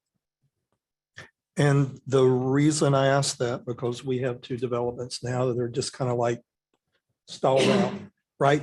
Stalled out, been sitting there and stalled out. And so, I'm curious, do you see not being able to get any of the products because of supply and demand? No, sir. I can tell you, I work with JP Orleans in some different markets. Huntersville, they're up there in toward Davidson, Cornelius, and they can't build them fast enough because again, this is a different type of buyer that's not as, in my opinion, as impacted by the current economic situation and interest rates. These are more discerning buyers who are looking for a little bit more of that custom feel, if you will. More upgrades inside the house, a nice exterior, a nice community to walk. So I think this can be very attractive. And with only 51 lots, there's no point in us slow playing this thing. It's not a 150, 250 lot development where we got to look at it in phases. This is going to be put on the ground at one time. So, Mr. Town Manager or Mr. Planning and Zoning, if they're saying summer of 2024, we would anticipate allocation being given then. Early 2024. So, if they're looking at, I mean, he's talking, If everything goes going right, vertical right. Stuff. Yeah, So, yeah, yeah. yeah, I mean, as soon as their CDs are done, if they're going to use all of 2023 for entitlement, we're probably looking at January of 2024, doing a sewer allocation, and then they would move from there. So let's just say, I'm trying to hypothetically think about this so we don't have neighborhoods sitting there. So let's say they can't get that allocation in January of 2024. Where do we go? What goes? What happens? Well, if we're out of allocation, then we're out of allocation. There's nothing you can do there. So any development, and we've anticipated this, but there's never any guarantees, right? So we're going through and we have our current allocation. We also have set aside economic development and commercial in different buckets, as well as annually we're having this reallocation from WASAC that comes through that adds to our capacity. So in that amount of time, 2024, we don't anticipate not having allocation. It's the out years that get a little bit less predictable when you get, once we've done 2 expansions and we've used all that, then what is the future of the county? And then we're all kind of, Concord, Kannapolis, us, we're all in a tight ship together if we don't have a 3rd expansion Okay. possibility by then. Just making sure that we don't see houses sitting, waiting to be entered, and they can't get into them because there's no allocation. Right. And to clarify that, allocation will be given before the site work starts. Right. So once allocation's given and the site work starts, they'll have full authority to go vertical and get COs and occupy houses. There won't be a scenario where we build a house and then there's no allocation for them. They'll have that. That's why we have a process the way it is that allocation will then be reserved for them pending bringing the homes online. Yes, Mr. Dellinger, if I can add to what Mr. Donham's saying, he was in a different role when I was here last time. And Zach can verify as well, but they wouldn't be able to issue us a construction permit. So we wouldn't be able to put the subdivision in the ground just yet. Would be correct, Mr. Donham. And so we would have to get that allocation before we could start the civil site work. Therefore, you wouldn't have to worry about homes sitting vacant. Okay, thank you. I got one question, sort of comment. We were talking about, like last meeting, about how many years these subdivisions were being dormant before even being started. And it wasn't even, allocation wasn't even the problem. Right. So I have a hard time believing that they're coming to us now to approve something that's going to be at least a year away, probably more. I mean, Ron brought up a couple of different ones that have been sitting for 3 years. So I'm not saying I don't like it, but I'm just saying, is it materials? Is it now the allocation for sewage? I mean, what are they throwing on us that we have to, sit on or say yes and no? I can tell you right now, from my experience, it ain't gonna be early 2024. I can bet on that. I'm not saying it's wrong. I'm just saying that as many years as we've been sitting up here, I have anyhow, that not very many developers built in a time frame that they said it was gonna. I don't think it might not be their fault, but whether it's materials or surveying or, whatever. I'm just throwing that up at you. It's just been, now you're talking about allocation for sewage. Now you're in another whole animal. So. There's a lot that goes into it for sure. And I think, one of the good things that we have in our sewer allocation process is that we do reward the developers that have their act together. So, that 6-month requirement and all of these milestones. If you are a site developer, home builder that can act quickly and can get houses up, we have availability for you. If you don't, you've got nothing to sell. So, that's something we've been purposeful about. That also goes for, let's not forget that not every project that we do is a conditional rezoning. Every piece of property within the town of Harrisburg has a zoning designation, and they have a by right ability to develop that, and they would have to go through sewer allocation as well. So what we don't go through on that chart and what we don't talk about up here is, all of the property that could just develop without coming to council, and they still have to go through that process. So when you look at the full build out of town, and we look into the future, the 5, the 10-year horizon, we need to make sure that we are providing, those sewer services, that those water services at some point will become scarcer. And those are things we're looking at from a staff standpoint. But you're right, Councilman Russo's, that, generally we see 18-month is a pretty quick. I mean, that's somebody that's really on the ball. I mean, what if we approve it and he doesn't build for us 18 months or almost 2 years? Then what recourse do we have, or do we just leave it open until he's ready? I mean, not saying not to. I'm just saying that we don't have anything to. We can't say now we don't want it. Now we'll get somebody else in here. So I mean, it's a big if. Well, and that's a condition that's not unique, right? So that exists on, again, all of our zoning classifications that we have now, and projects that you've approved in the past and projects you'll approve in the future, is that market conditions could change. Right. Companies can get bought and sold. Right. Companies change, dynamics. Yeah. But that zoning is not for this home builder. It's not for this developer. This rezoning is for that property owner, and it will stay with that property indefinitely, in perpetuity, until either we do a townwide rezoning or someone else comes in for another conditional rezoning. So from the town standpoint, when you do a conditional rezoning, there's no risk, because it's either going to stay what it is now, vacant and waiting to be developed, or it's going to be exactly what you agreed that it would be. And it might happen in 18 months, it might happen in 15 years, but it'll be one of those two things. Any other comments before we move into the public hearing portion?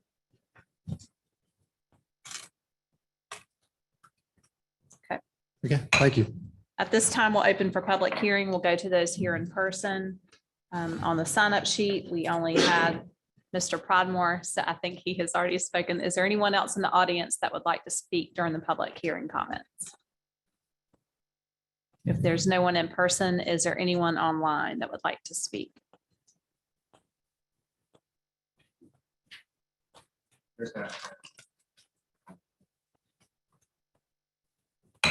This time, the public hearing is now closed. And before we move on to our next item, is there anything else from council on that? I had one more thing, Mayor, just a point of clarification, and this may be not necessary from a legal standpoint. I'll let Rich opine on that, but on the continuous annexation, because it was on for action tonight, I'd rather have a motion or a statement that we're deferring that to next month for consideration, because we've already set that hearing in the previous month.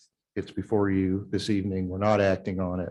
So I think we should have a motion just for clarity, if nothing else, but it may be a legal requirement. No, I think that's all right.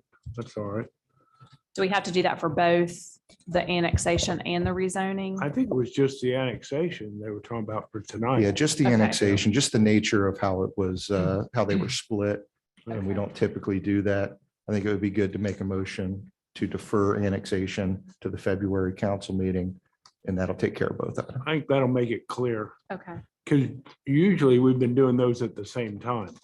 Because it may be the developer doesn't want the property annexed if they don't get their rezoning. So we need to make sure that we cover it both ways.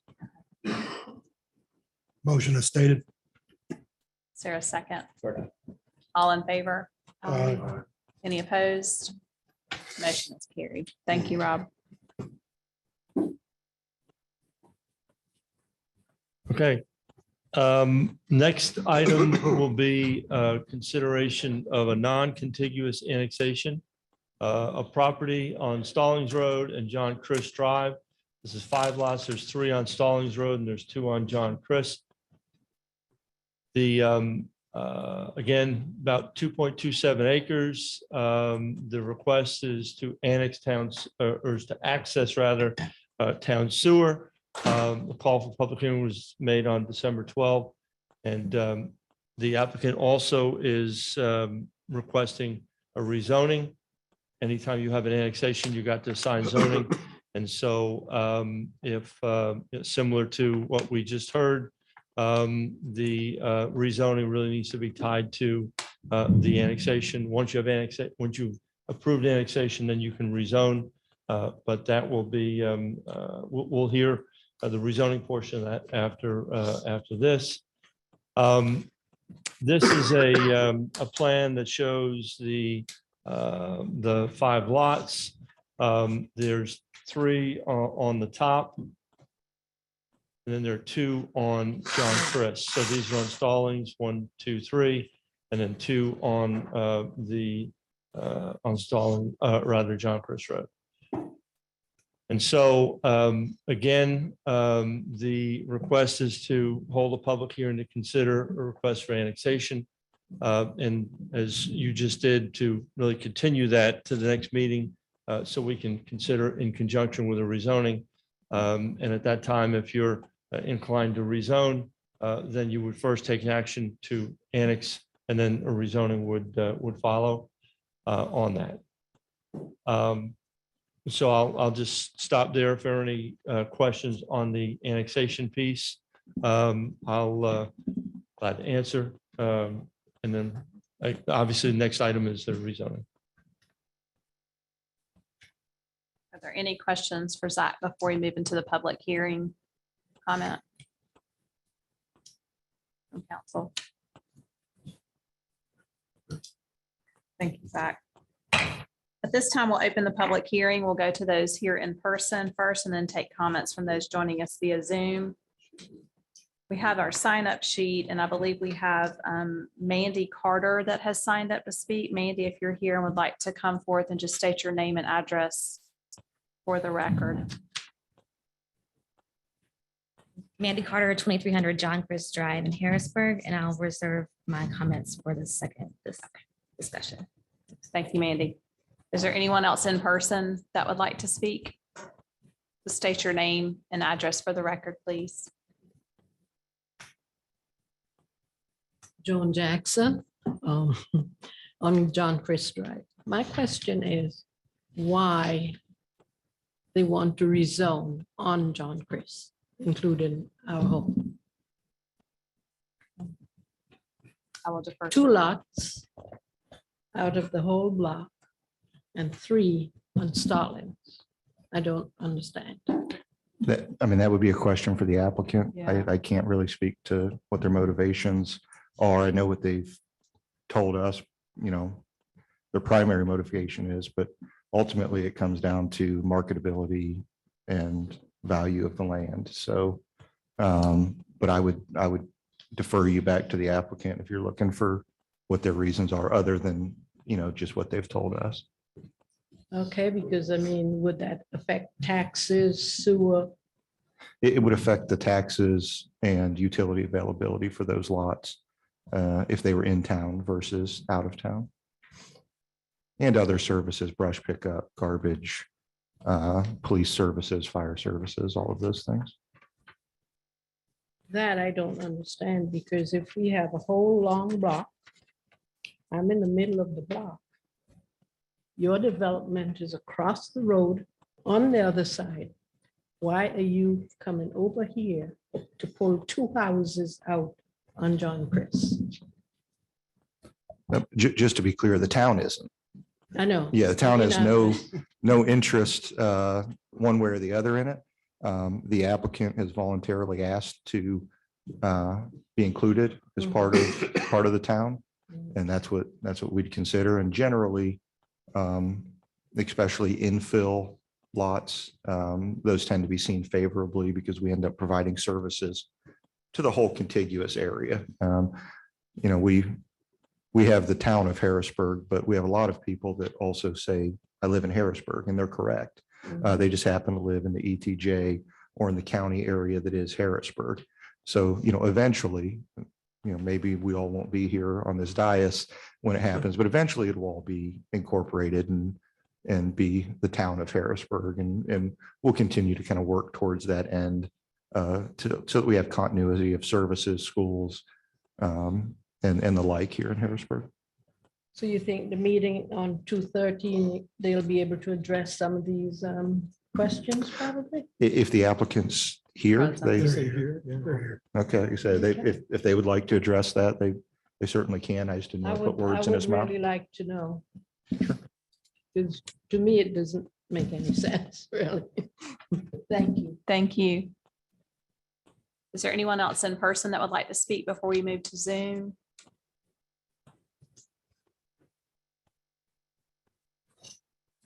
Hey, I'm Larry Thompson. This is Bobby Williams. Please state your address for me. 9604 Callis Court, Harrisburg.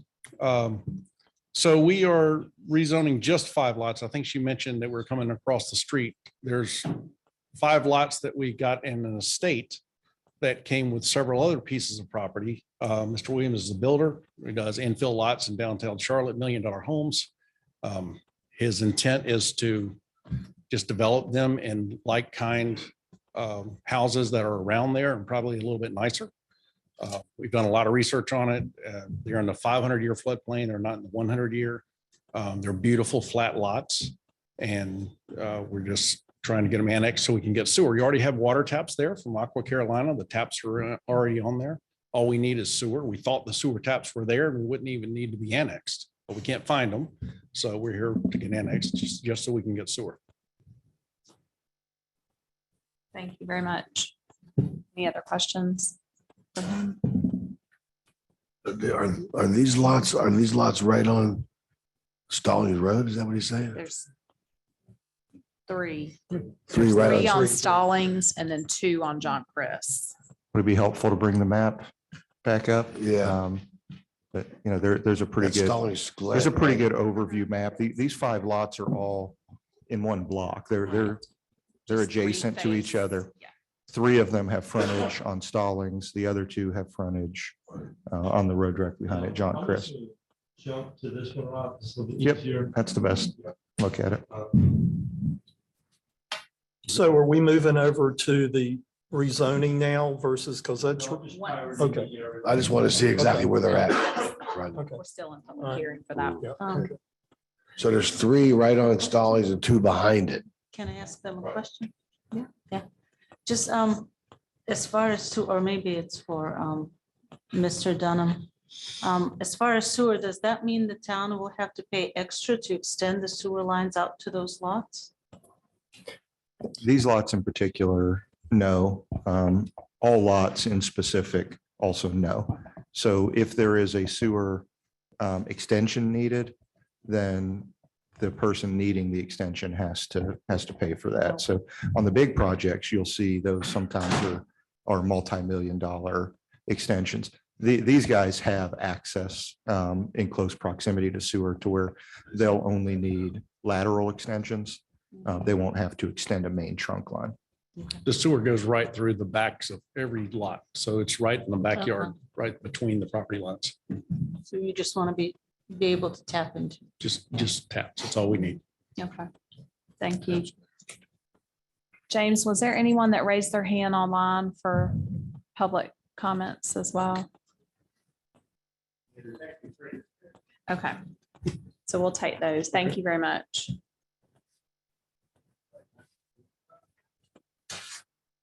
Yes, Les, if you can state your name and address for the record.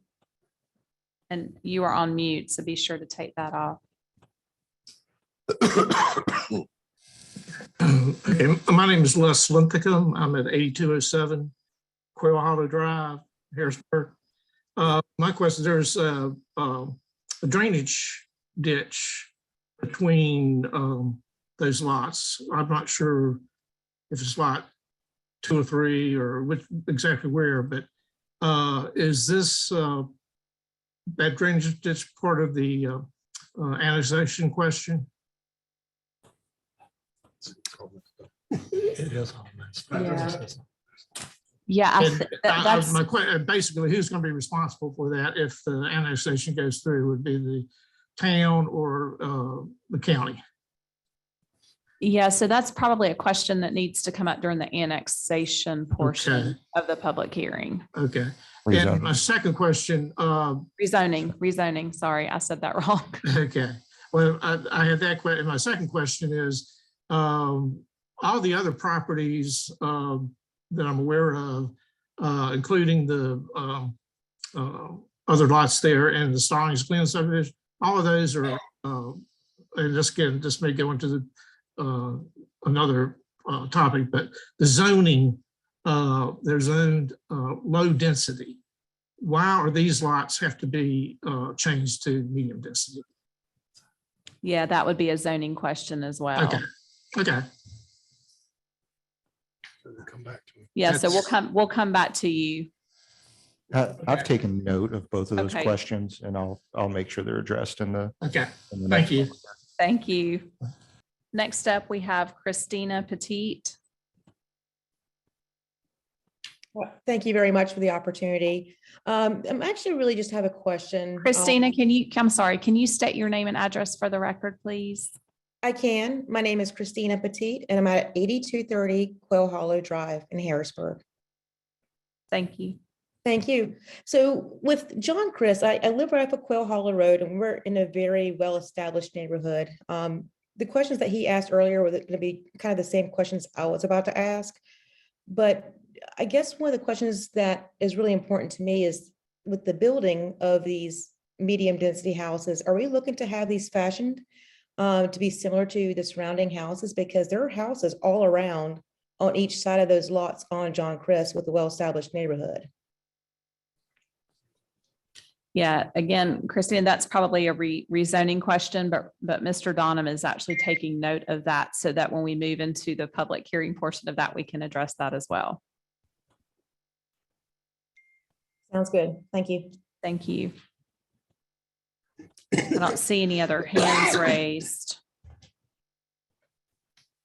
So at this point, we'll close the public hearing portion of the annexation. And now Zach's going to come up and talk about rezoning. Real quick, Zach, I want to look at Rob from, can we not reverse this and do the plans first and then come back to the annexation? I mean, it's always created confusion in the past and now we're further confusing everyone again. So.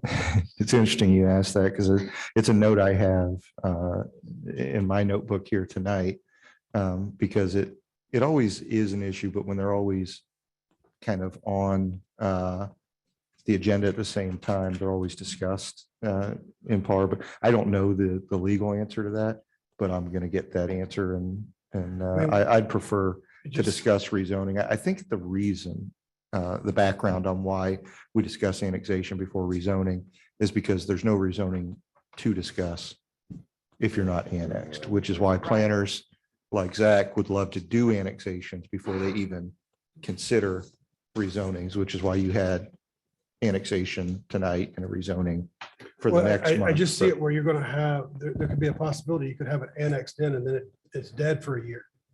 So now you just squash any possibility unless they come back to us with a rezoning of a different zone. Yeah, so from a practical standpoint, the way I've seen us handle it, and I'm going to get to the bottom of that question of whether we can physically reverse them. But I think what we've seen is on the annexation, it's just been kind of a matter of course. So we come through and we have the public hearing, we open it, we close it, Nobody says anything, nobody asks anything, and we're not acting on it. So it just sits there as kind of a procedural move. And then we go into rezoning, and then we have all the discussion, and then we close it, and then we wait 30 days, and we come back and we act on both of them. And we generally know what's going to happen with the rezoning early on in the annexation at the actual decision meeting, because the annexation fails. And then you move on. So I'll figure out from a discussion standpoint if there's a way for us to package that better, but point taken. Thank you. And If I could just add to that a couple things from a historical perspective. We used to do it with the rezoning first and the annexation second, but they were back to back. And that's what I thought that chapter 160D allowed. We had one developer that came in here and said, no, that they read that the statute said that you got to do the annexation and the rezoning at the same time. And so that's why we started doing them that way. And I still don't necessarily agree with that, because the part that really matters to the town is the rezoning, not the annexation. So we just kind of went along with that to avoid having any sort of a legal issue on that particular one. And then we just decided to stick with it. But now, you know, we still, that's why I made the statement earlier that they need to be considered together, because you can end up with a situation where the developer really doesn't want it to be annexed if they can't get their rezoning. So, you know, if you read the statute, it's not really clear. So, you know, I say that's just the historical perspective on it, but again, it's the rezoning that matters to the town and to the people surrounding the properties. And so we just got to make sure that we do, you know, that we don't take action on the rezoning until we have annexed it, because that's where we get the authority to do it from. Could you do a conditional rezoning with the intent that it's annexed on the same night, meaning we go through the rezoning comments and portion first, but it's contingent upon.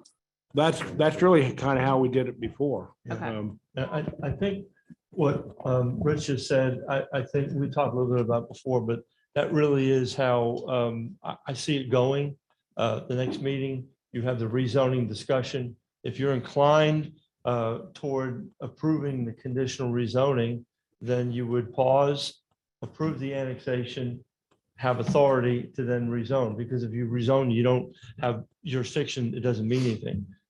This is all a great argument for the expansion of our ETJ. Because if we have ETJ, that means we have zoning jurisdiction, we can rezone and then annex. And that would really be the ideal. So we talked about this a little bit, but. Yeah, I think there's a few ways, and I have some ideas about, even if we keep the action items the same, so that you are annexing and then rezoning because you need something to physically rezone. Right. When we do these public hearings a month in advance and we're not taking action, I don't know that it necessarily matters which one goes first.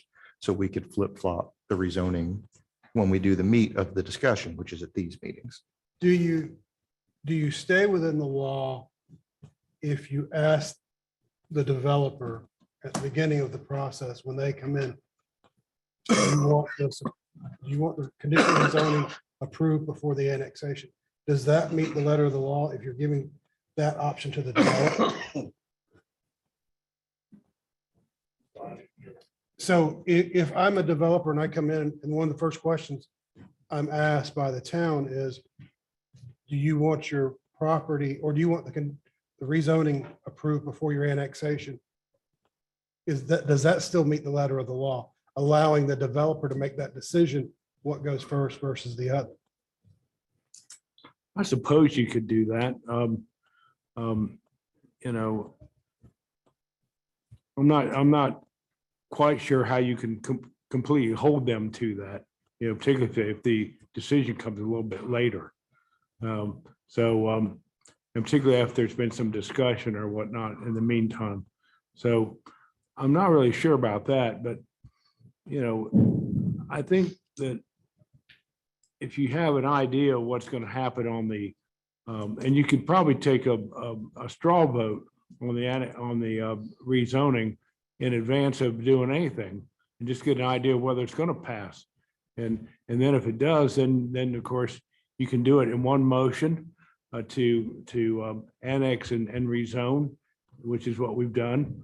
Or you could, based on that straw vote that you did in advance to see if it's going to pass, then you could do the annexation and then a formal vote on the rezoning in, one after the other. You just don't want to get caught, one way or the other on it. And it really is kind of a chicken egg type of situation. And it's just unfortunate that that 160D, which is a pretty new statute, doesn't really address it one way or the other. Because on that one that I was talking about, where they raised the issue about it, we spent a lot of time going back and forth on what it said and what the case law from under the prior statute provided. And so, I can't really tell you what the exact answer is on it, but we just want to make sure that we have the authority to rezone. So we need to make sure that we annex, but we don't want to, I say, work the other way where you end up rezoning the property and then the developer doesn't get his project approved. He didn't really want to be rezoned. And then you have to try to reverse that. And you really can't do that at this level. You have to go to the legislature. So that becomes a real issue. So I'll solve it. Well, I mean, I've sat up here and I've watched a revote happen. Just as fast as it voted, they flipped their votes because they realized they were in a position exactly of that. It's more confusing than it needs to be. We'll get it. We'll get it. Carry on, Zach. Okay. Again, I have no more cupcakes, so I better be brief. Do you have coffee? The rezoning portion of this, again, as the applicant mentioned, the rationale is to get sewer connection. In order to get sewer, you need to be in the town limits. So the rezoning would be for RM, which would allow for, and just to address one of the questions, why does it need to rezone? It needs to rezone because if it's in the town limits, that's at the town designated zoning.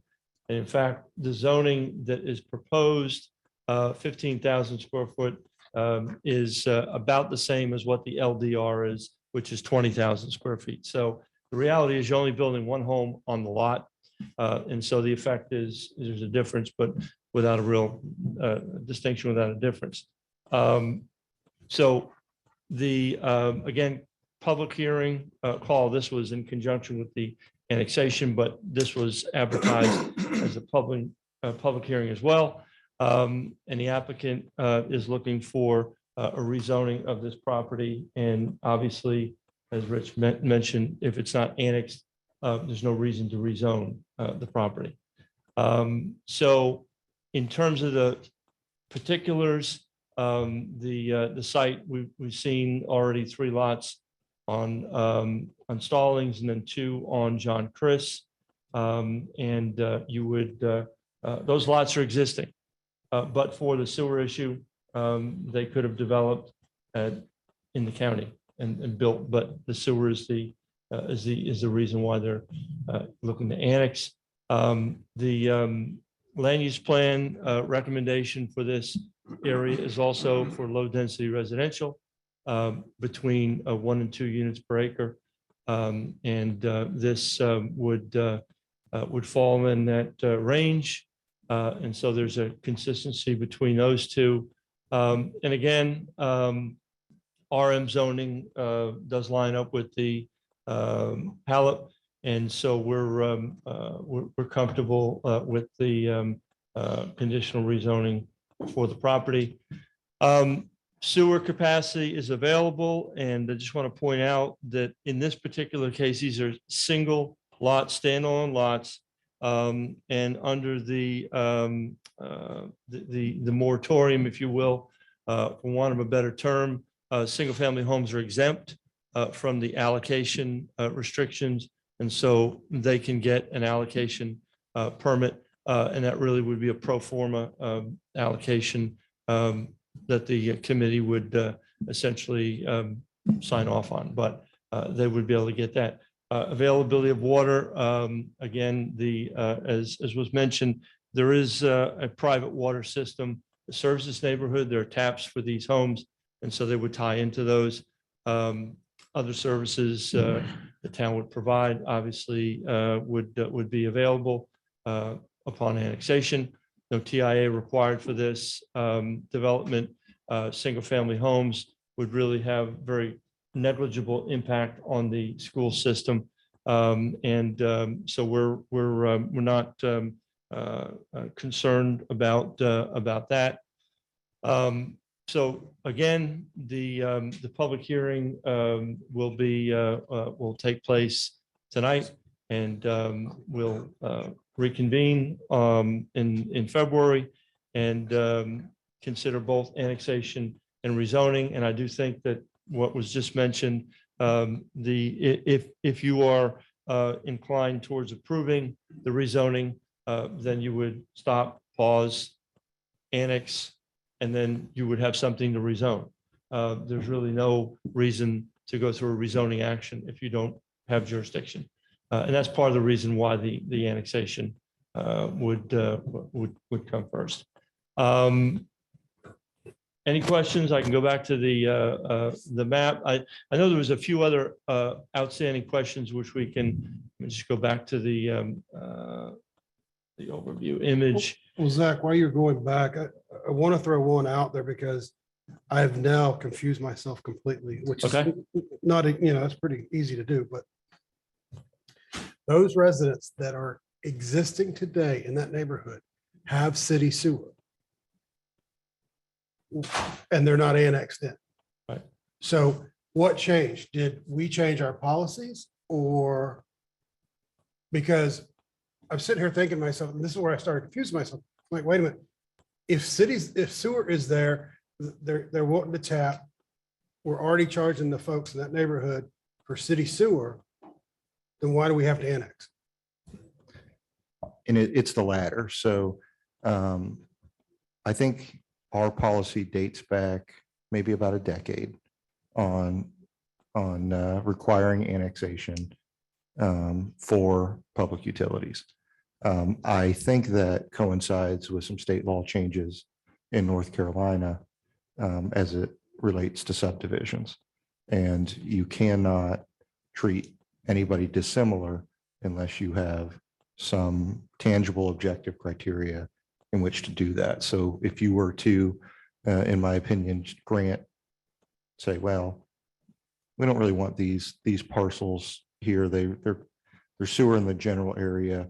We can allow them access to public utilities. Then I believe you also have to do that with Blackwelder and Orchid and the others. I think that goes more to the lady in the back of the room, that it's more of a policy change that's forcing them to come to the city to get annexed, as opposed to they're not wanting to be annexed, but the way the policy has changed and evolved since that neighborhood was built versus where we are today. Yeah, some of our older neighborhoods, and Harrisburg older neighborhood is not an older neighborhood, right? But some of our modern neighborhoods that predate the past 10 years before our policies were enacted have that. And there are some circumstances, where you may physically not be able to provide the other services that the town would have to provide. So you can make those, but it needs to be very clear objective criteria, not just, we don't want to be part of the city, but we want the utilities, because every subdivision in North Carolina doesn't want to be part of the city and wants all of the benefits of being in the city. So you have to set a policy and then you have to abide by it. So these look like they're the same size lots as what's currently in there. Like were they all plotted, I guess, at the same time? Yep. And the zoning is changing because, again, evolution changes, right? Well, so zoning, which was a question that was up there, Zach, tipped on it, is that it has zoning. We don't have the exact same zoning. So it says county zoning now. We're changing it to town zoning, which is almost the exact same zoning. It's just a town designation. There's slight differences, but they're not noticeable differences. Zach, I have a question for you. So if this zoning were to be approved, let's say we're looking at the 3 lots facing Stallings Road. Mhm. With the new zoning, is it possible that these lots would be redrawn and then they may be like turned into 4 lots instead of 3, or is 3 set and cannot be changed? Yeah, so what Rob just mentioned, the dimensional requirements for RM have a certain width, and you wouldn't be able to get another lot in there. You wouldn't have enough lot width to, get a 4th. But in any event, if this is approved, annex rezoned, any changes would have to come back to us. And if it's not compliant, then they don't get approved. It's that simple. So when we take jurisdiction, we apply all of our regulations, lot width, depth, size, all those setbacks. And the way the lot width currently wouldn't allow it to be further subdivided, basically. Correct. Yeah, okay. And I wanted to add, just from a practical standpoint, and I think the applicant touched on it when they were up here.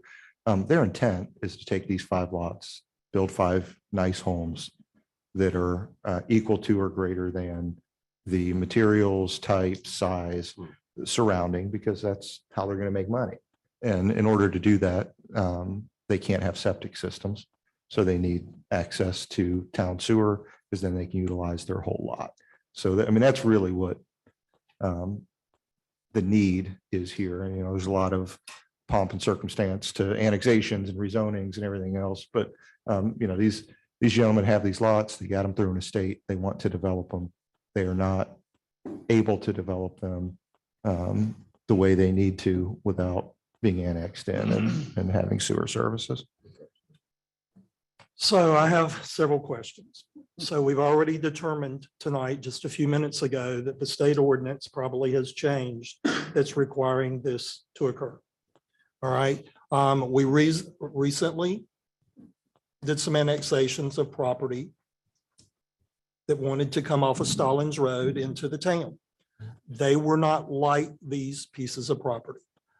So I, as a councilman, know that when we annex this in, these 5 homes now will become town residents, and we will have to listen to whatever water issues may occur. Now, if there's any water issues that occur, and look, I rode by that property today twice. I looked at the drainage ditch. I looked at the roads on both. I looked at how the water flows. I own a piece of property, 3 lots on Stallings Road. I know how the water is. I know where it goes.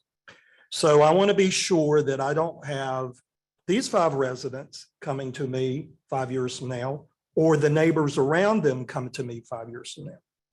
So when I go back and I know that you probably think I'm digging too deep, but here again, I'm looking at the residents because I have learned through stuff. So one of my questions is the ditch that divides, and when you go, the ditch is right on the property line from what I can tell, and the gentleman can tell me wrong if I'm wrong, that ditch is right on, if you look on John Chris, it divides those 2 lots. And it is at least, I would say, 2 feet deep. Is that? Yeah, right? Okay, so the first question is that a man-made ditch? Was it natural, or was it dug out by the developer 25 years ago? These lots have sat there for 25 years since Stallings Glen. If you go and you look, that water on Stallings Road flows down to these lots. All right. The question is, once it reaches that ditch, where's that water going? And if you look at these lots ever so slightly go like this into that ditch. All right. So if you raise these lots with dirt, how much dirt can be brought in? And if you do that, what am I doing to the neighbors on the other side? Now, if I go look at the property cards on this property, I see that in 1997, it was appealed and I don't understand, but then I see in 1999, it was revalued and something about a drain ditch was applied. Okay. And I see that on 4 pieces of property, not one. On one piece of property, I see something that talks about floods was appealed and it was allowed now to be built upon. And look, when I opened this packet, the very first thing I saw, you're in the 500-year flood. And I get that the 5-year 100 floodplain can change, and it has, and we know that it has. I just want to be sure this is different, and we're probably going to reach this as we go forward a number of times through Harrisburg as we allow these individual annexations where water occurs.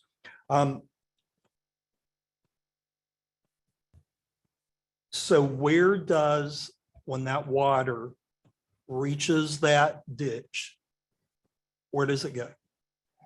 So you teed me up perfectly for a suck up to the boss statement here. So I'll at least take that because it was also a question that one of the residents had asked earlier, which was where's the stormwater going to go when this happens? So in his infinite wisdom, Councilman Smith pushed me when I was Public Works Director to institute a townwide lot grading program that addresses every single problem that you brought up. If you add dirt, how much and how much is too much? What are you going to do with that ditch? Are you going to pipe it in? Is the pipe going to be big enough? Is it going to back stuff up? Those are all applications that each time they pull a permit to build a house, get a rezoning, zoning clearance permit, they'll also have to pull a lot grading permit. That'll go down to Wayne Kriminger in the engineering department. And Wayne will go out on the site, work with Mr. Williams, the builder back there, and review all of those questions. They may know those off the top of their head right now, but those are all vast questions that just depend on what type of house they're going to Intervene build. For 1 second, that role was created because what we had was we were getting homes built that were simply 5 feet out. The county was inspecting only 5 feet out from the foundation of the house. So what you had was a moat. You know, you had a circle of water around your house, and people, like in some of the Bloom community, were seeing flooding and couldn't get out of their house because it would not recede quick enough for them. So that was how we came in. In 2008, during the recession, they stopped, the county stopped inspecting, grading, and it just fell nowhere. So that's why we put it in on our side. We have to have that. So we do that in the big subdivisions, but like you said, Councilman Dillinger, this is already a problem that we have when there's not an annexation, right? So this is an annexation or rezoning, so you're hearing it. But you know, we have 20 or 30 of these infill lots every year. If you look at all the houses that have been built in Old Harrisburg over by every time a house has gone in since that program, this is something that we look at. Before that program, the builder kind of does whatever they want. They don't really think of the adjacent neighbors. Then it becomes a civil suit. Right, But but here you you talk do. about Old Harrisburg over there, it's all in the town limits in Old Right. Harrisburg, right? We're talking about, you're not, right? You're not, so you're not. So you're gonna make that our problem. Is that what you're saying? Well, I want to, right, It's gonna happen. It's gonna be our problem. it could be, right? Well, we've got a process for all the problems what he that you said. brought up there. Now, we haven't always, but the past few years, we've got a grading But I process don't to want to deal with see, it. oh, we'll get to this in the construction phase. I don't want to see that, yes, we grant this, oh, this will be handled in the construction phase, because the question to me, are you able to build on, are you going to put pipe in that drainage ditch? Are you going to put a driveway over that drainage ditch? How far can it be from the edge of the house? I mean, when I looked, so what are the answers to these questions? Me Yeah, go answer? ahead. Okay. I was gonna ask you that. And the answer is going to be, it depends, It depends. right? So if you need to, Good answer. if you have water coming in there and let's say a pipe is 12 inches and that's what comes into the property and feeds in. The applicant, you know, if I'm reviewing the grading permit, the applicant could continue the pipe with a size equal to or larger, so they could continue that 12-inch pipe and get it through their property. Or they could make it an open ditch, as long as it carries the equivalent water flow. If they're going to put a driveway in, they could use the driveway as a conveyor of water. So there's so many options for the builder, depending on the house. Is it side load? Is it front load? What's the square footage? Where are the roof drains and things coming down? That until they start developing, there's just so many I know, options for them but to solve it. where is it going? Where is it going when it hits there? I mean, I saw at the corner of Quahala and Stallings, the lot there in the corner that had big rocks that would be like a culvert that takes it. Is that where it's going? Do you know, that is where it's going? You can have Bobby come up and answer.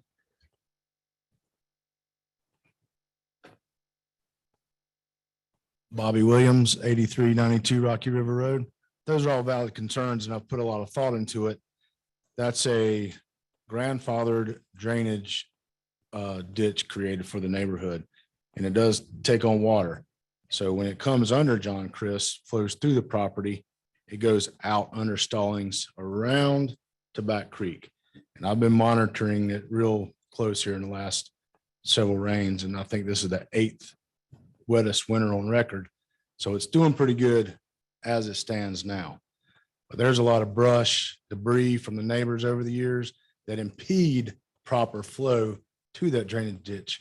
But I propose to hold the driveways to the far side of each ditch. So drive left, drive right, drainage ditch in the middle. I'll elevate the foundation properly so it doesn't come back on itself. Enough dirt to create positive flow from the foundation. I'll create swells on the property line in and around, so everything sheds to that ditch, under Stallings and around to Back Creek. Pipe the gutters to the ditch, minimal impervious surface, front load garage, everything opposite of the ditch. Does that help?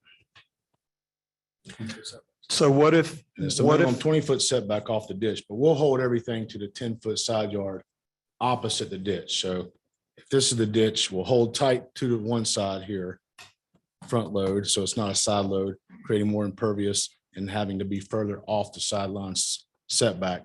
So it'd be drive left, front load, tight to the property each way, giving them maximum drainage area to flow all that water into the existing drainage structure. so if you have neighbors that have, I mean, and look, when you look, I mean, those lots right there at Quahala, they're in the 500-year plan. I mean, they're really. They're challenging. They're right? challenging. Yes, they are. They're challenging. They Yeah, are. right. So We all have to work together for it. And they have to maintain their properties to help. I'll be planting grass, river birch, positive drainage. You know, I'll help. It's the worst case scenario now. But once I establish grass, river birch, weeping willows, positive drainage, positive swells, a lot of this just goes away. but 25 years, those lots have not sat empty for 25 years for a reason. Most Yeah, likely. I've built probably 8 around that same community Okay. already. Had the same challenges. 14 years ago, my personal house, 2 of them on Rocky River, 4 on Rocky River, 2 on Willis, and these 5. Hadn't had a complaint yet. Okay. Anything else? I'll do the right thing, promise. Comes back to you, it comes back to me. All right? Thank you. Yeah, Zach, do you want us to go ahead and move into public comment? Yeah, that's fine. Unless you have any more questions, I think we addressed all the questions that were raised. I think the drainage ditch was the last one, and we just covered that, so. Was that all on your list? Yep, got all 3. Just to clarify, I mean, Zach mentioned it, and I think I drove it back, but the third one was the building material, building type. I think you've heard from the applicant what they want there, but the same deed restrictions would apply regardless of zoning. So if there are restrictions on how big a home or something that were originally put on it, those would survive a rezoning. Zach, we'll go ahead and move into public comment for that. At this time, we'll open the public hearing. We'll go to those here in person first and take comments from those joining us via Zoom after.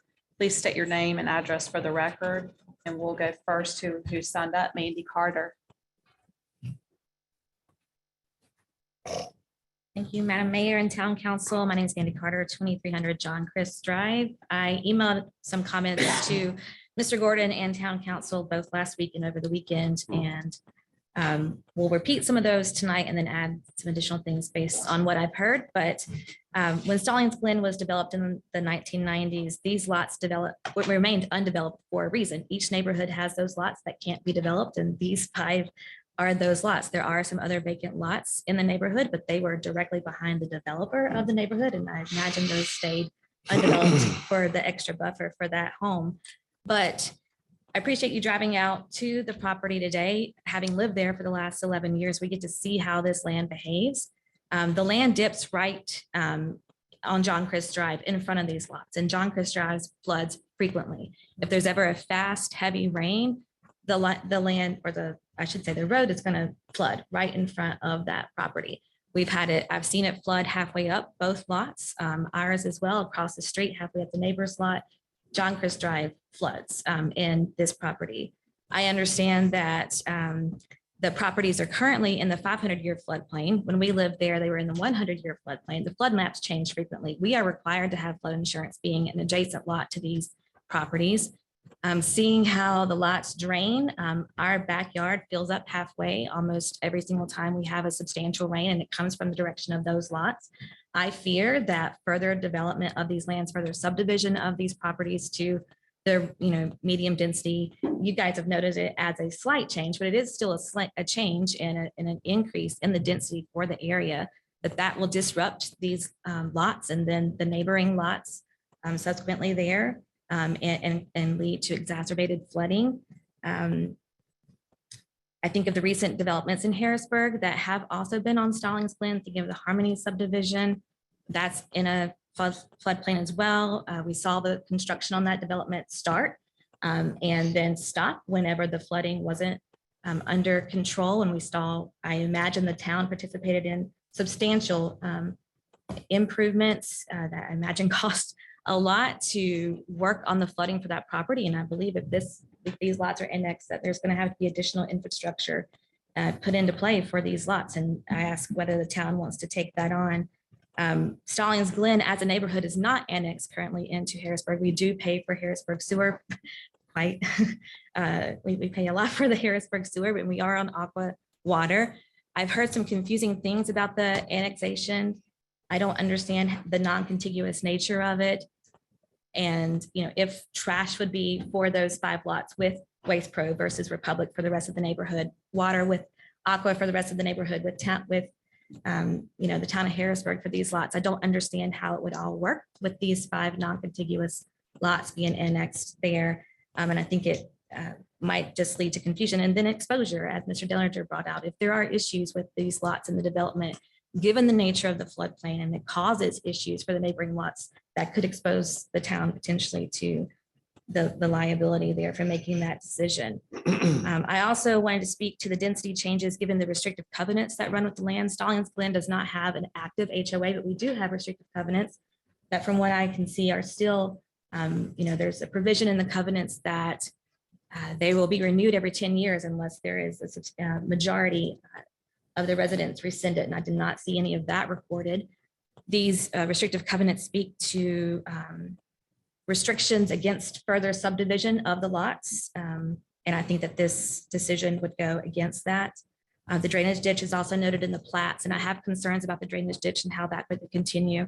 It does fill, to varying degrees depending on the rain, the volume of the rain, the speed of the rain. But this is an area that, living there, we can. It's more than just driving by or checking in on it. Living there, you see how this land flows. I understand the builder has purchased these lots and has a plan for it, but you can't change the land and how it works. And I would just, ask for that to be part of your consideration in making this decision. We moved to Harrisburg in 2010, largely because of the open spaces, the natural wooded areas, and just bit by bit, we've seen those disappear. We saw, a presentation tonight for 51 lots for a new neighborhood, and there was attention given to green space there. And this is taking away some of that space in this neighborhood. But, I fear that the infrastructure of Harrisburg has not kept up with the growth of Harrisburg. We've heard a little bit about that tonight with the sewer allotments. And I just, have concerns about both the annexation and then also the rezoning to this low density medium. Which, side note, in my own research, it's just labeled low density or residential medium density. The restrictions, the zoning restrictions that I could find online for Harrisburg mentioned 2 different types of residential medium, 1 and 2. This wasn't specified whether it was a 1 or a 2. But I just wanted to throw that in there as well. But just to sum, I would ask for your consideration about the use of this property, the density requirements, as I do fear that the development of it might lead to additional concerns for the neighboring property. That's it. Thank you. Thank you, Ms. Carter. And would you please point out on the map where your home is in relation to these? Right. On Stallings to the right of the second. And currently, does your French drains, where do they come out on your property? Okay.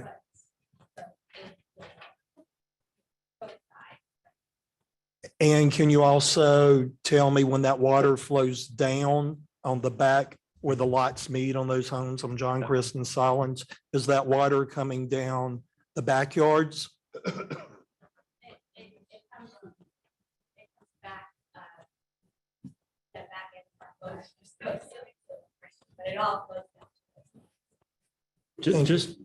I'm sorry. We're good. I was just going to say to clear up the confusion about RM1, RM2. That was the old UDO. The UDO was changed. Now there's only one RM.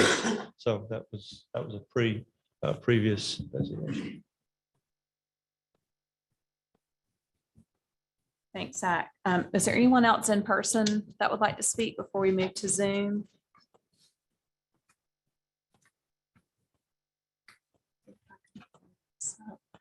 For those of you on Zoom, if you would still like to speak during public comments, please raise your hand and I will call on you.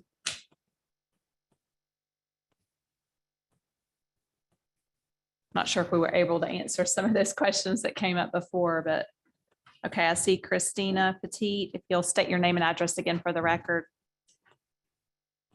Absolutely. It's Christina Petit, 8230 Quail Hollow Drive. And I'm right near the corner of where John Chris is located, maybe about 6 lots away. I'm having a question about the rezoning as well. What's the impact that's going to happen with the surrounding neighbors?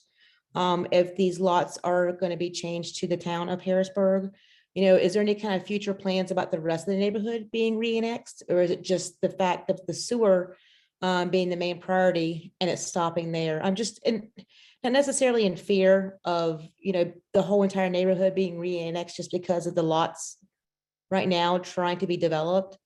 That's just one question I had. The second question I had was, with the developer or the builders, are we going to be maintaining the same type of look of houses with this well-established neighborhood?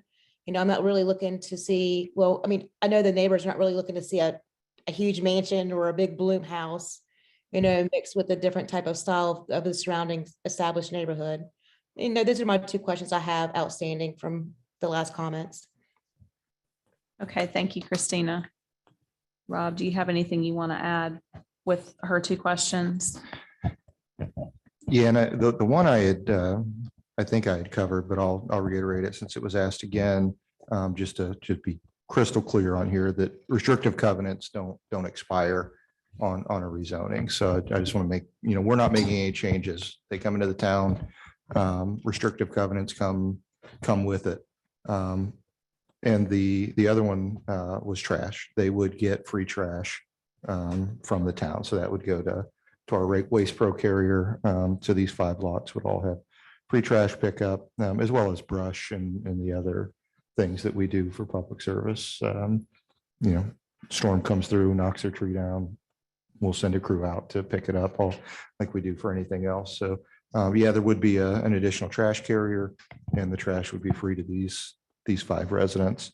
That's all I had. We have no plans to annex the rest of that neighborhood. No, there's not. We don't annex. So the the town can approve a request for a property owner to annex. And that's our entire role. So like in this scenario, this property owner wants to increase the value of their property and develop these lots. And so they have come to the town and said, can we please be part of the town? And then the council has a decision to make of whether or not they allow them into the town. Every single property owner in that neighborhood has that same right. And so if any of these property owners decided that they wanted to officially become a part of the voting electorate of the town, wanted any of these services, or just had some other reason, they would also have to petition. But there's no scenario where the town goes into a neighborhood and annexes. It's each individual owner's request. Christina, did that somewhat answer your questions?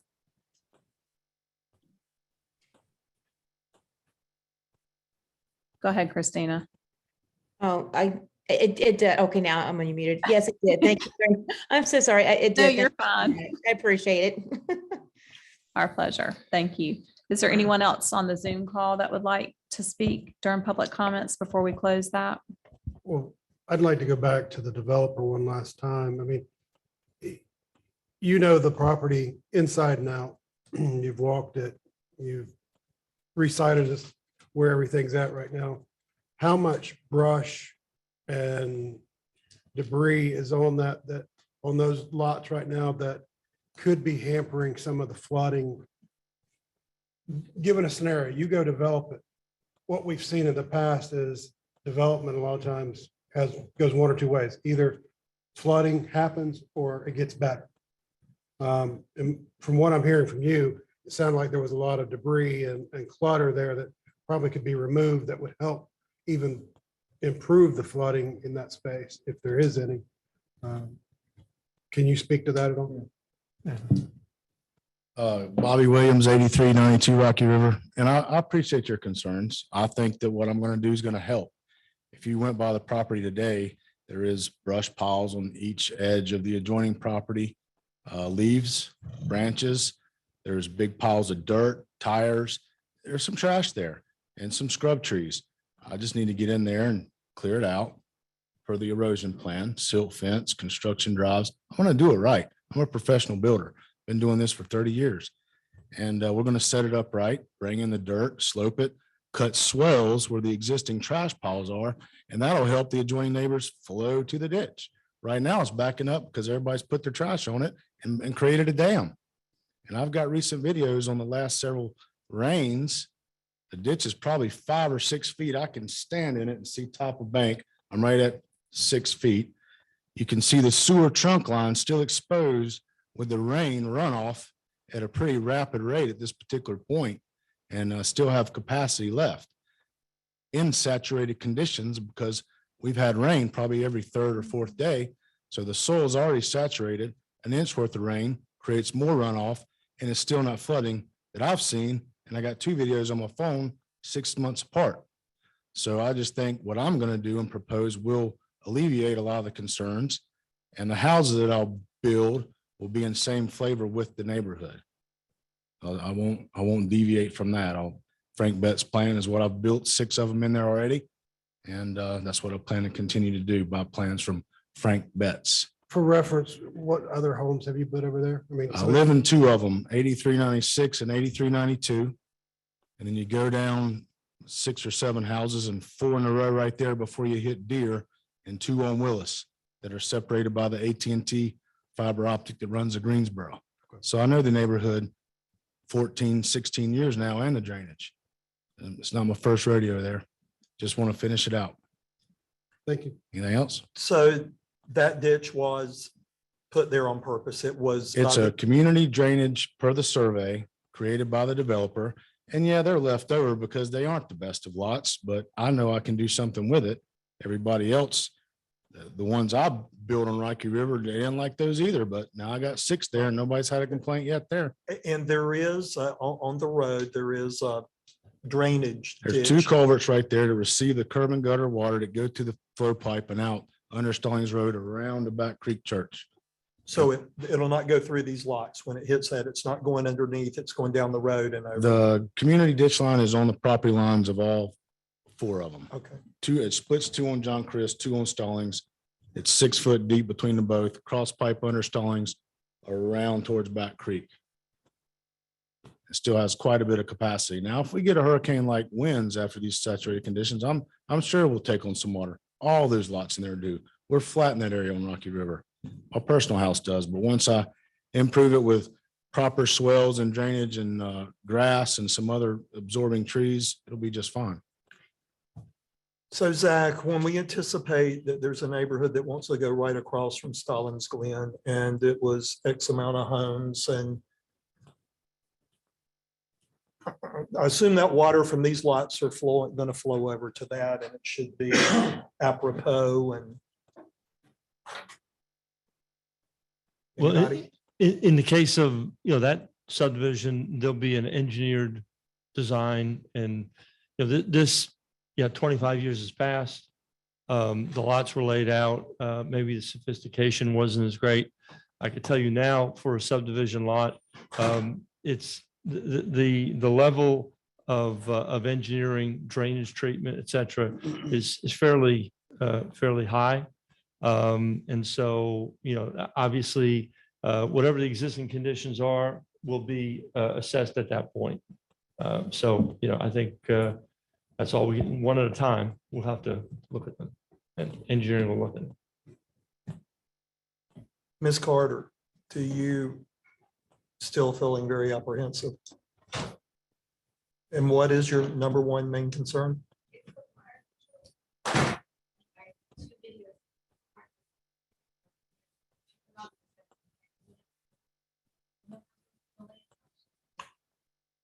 Well,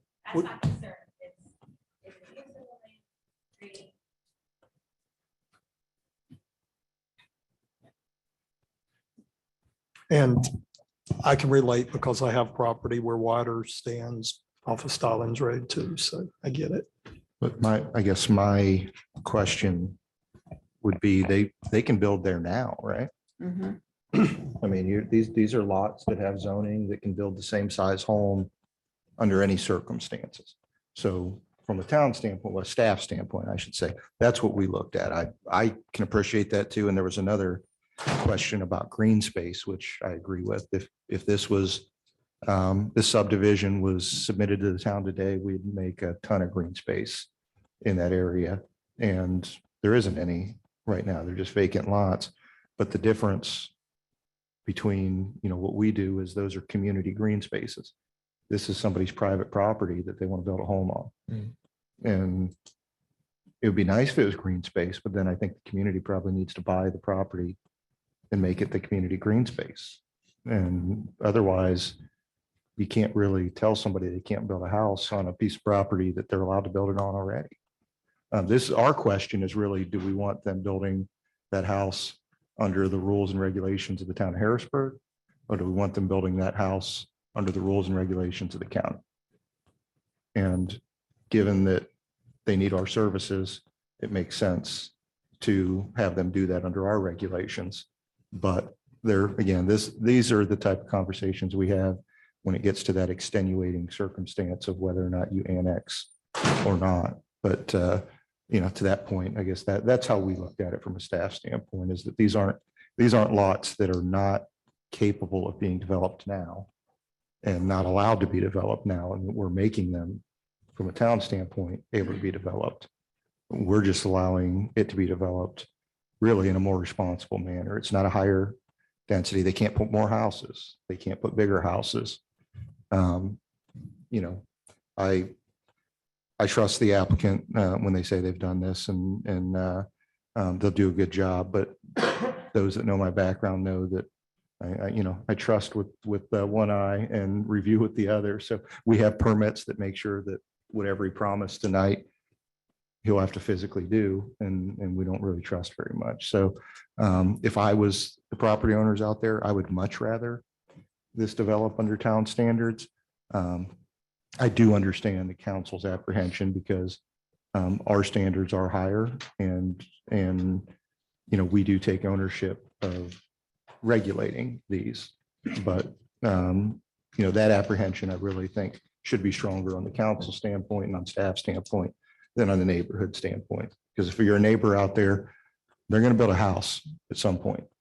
It's a matter of they're going to build it under the town's strict regulations or whether they're going to build it under no regulations, which is what the county has. This is a straight rezoning. And county's not doing great inspection. We are. Correct. Straight rezone. I need to move back so we can close public hearing. And then if there's any other follow-up council questions, we can do that. But is there anyone else in person or on Zoom that would like to speak? I don't see any hands raised at the moment.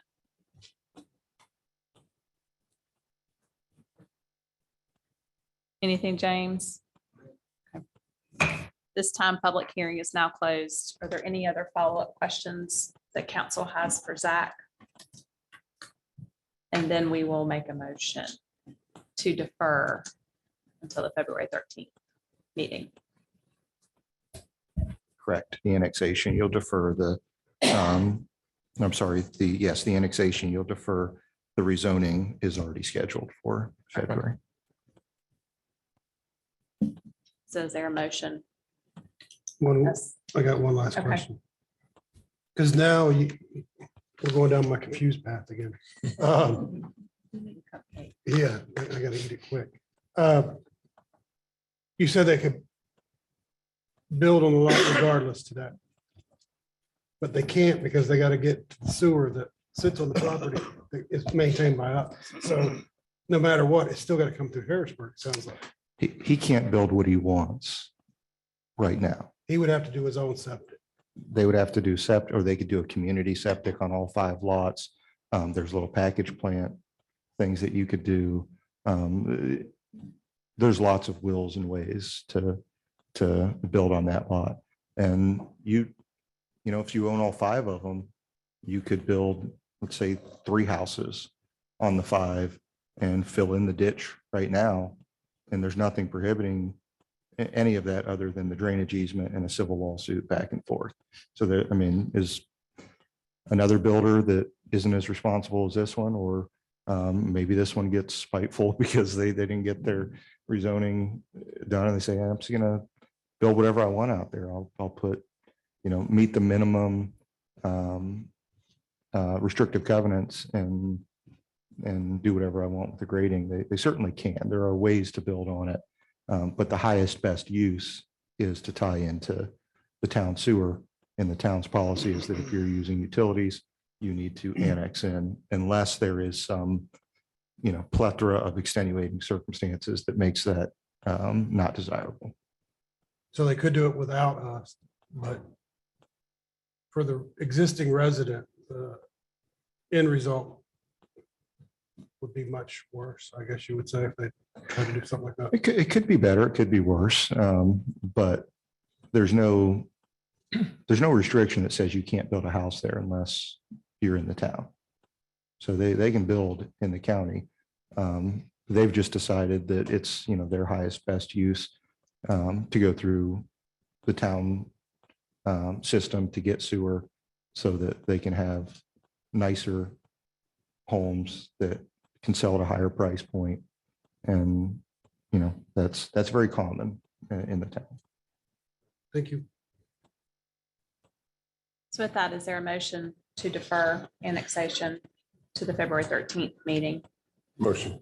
Is there a second? Second. All in favor? Any opposed? Motion is carried. Thank you. One more, Mr. James. You're up, yeah. But Yes. that's it for public hearings. Correct. Good news, we do not have old business. So we're going to move right on into new business with the It's a Bloom. new year, new business. Right? New year, new business, Bloom Estate preliminary plat. Okay, so the lag on electronics. The next item is a preliminary plat for Bloom Estates. Let me get to this. You all approved rezoning March 2022. for 30 single-family homes. And this property is really an extension of Bloom, the Cornflower Drive extension. About 65 acres. Staff's reviewed the preliminary plat again against the conditions and the approval that you were granted previously, and believes it is consistent with those conditions and the standards of the UDO for preliminary plats. Again, just a refresher on location for that, and you can see where that connection would come in over there. The plan, just a visual reminder, extension of Cornflower right here. Zoom in a little bit closer. There's a couple features here. One is a connection to the greenway via a bridge, and then construction of a portion of the greenway. So that is a positive for the neighborhood and the community at large. There are some images that were presented in planning board as well as council meetings. The conditions, again, are fairly standard. The only ones we'll highlight here, couple, number 7, where the greenway pedestrian connection by a bridge needs to be, will be built, and maintenance and construction standards will be applied. I'm sorry. So there's 2 others on here I wanted to bring up. No fewer than 30% of the dwelling units shall contain a side load garage, and this had a restriction 20% of residential units that would be the restriction, no more than 20% as rentals. And then there was also a restriction or a condition that the name Oakview Estates not be used. So that will be verified, and the county EMS will approve the name subdivision and make it so that they can serve there. So recommendation, action requested, recommendation is to approve based on the preliminary plat being consistent with the approved rezoning by the council and the UDO. And if there are any questions, I'll be glad to answer them at this point. But a motion would be to approve the preliminary plat, subject to compliance with all stated conditions, previous stated conditions of the conditional rezoning granted by the town council on the 14th of March, 2022. Conversely, to deny, we've talked about this before, this is really a ministerial action.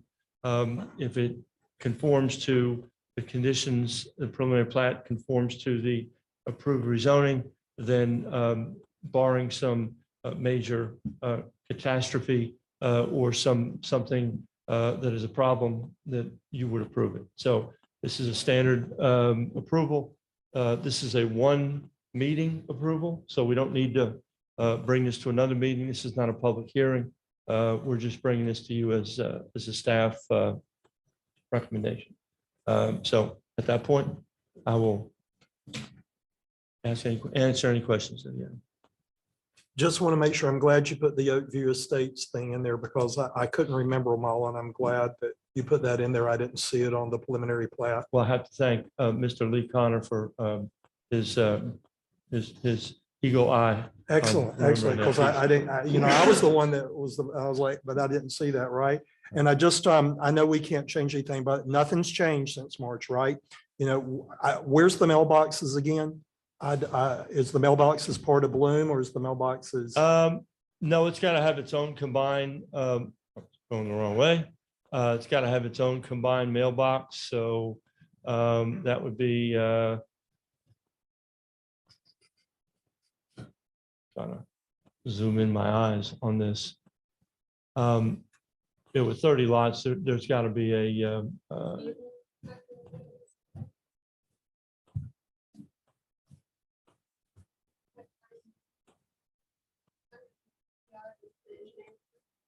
Oh, wonderful.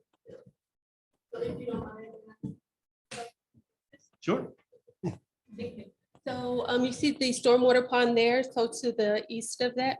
Yes. That's the open space there. So the kiosk, you see the bump out there for the cars, that's where the custom mailbox would be located. To the left.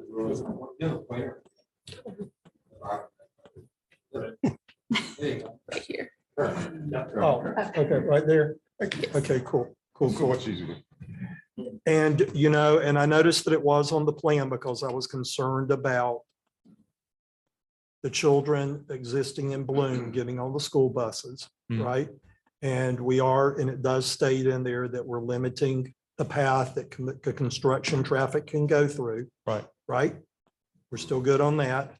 And there's nothing's changed here that a bus can still go back there and turn around once the neighborhood is developed. Right. Again, nothing's changed. We've maintained that, and I think we're comfortable. Okay. Motion to approve. It's the motion on the floor to approve. Is there a second? Second. Thank you, Rick. All in favor? Aye. Any opposed? Thank you. The motion's carried. Next up, you're just with us, Ollie and Zach. We've got the resolution of support for North Carolina DOT paved trails and sidewalk feasibility study grant from Mecklenburg Cabarrus Greenway along Mallard Creek and Rocky River. So we got a call about a month ago, or maybe a little bit longer, from folks from Carolina Thread Trail.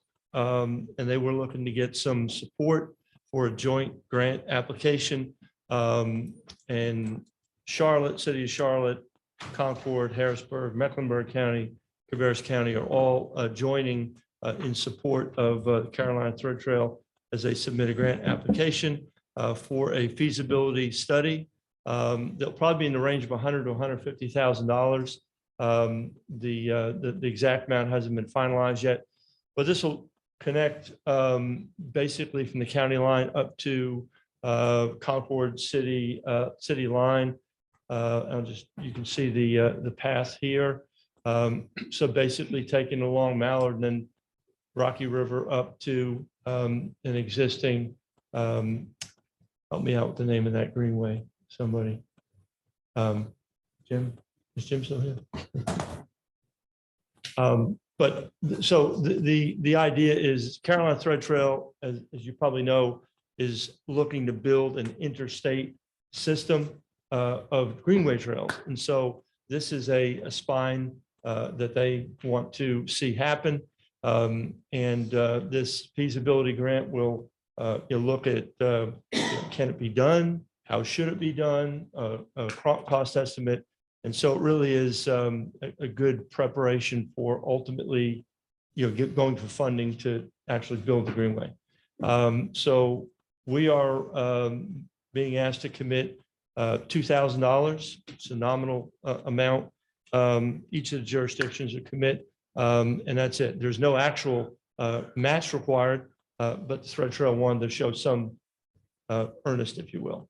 And so they asked that everybody would commit $2,000. So you have the resolution in your packet, and the recommendation is to support that. And if there's any questions, I'm glad to answer. What is the $2,000 for?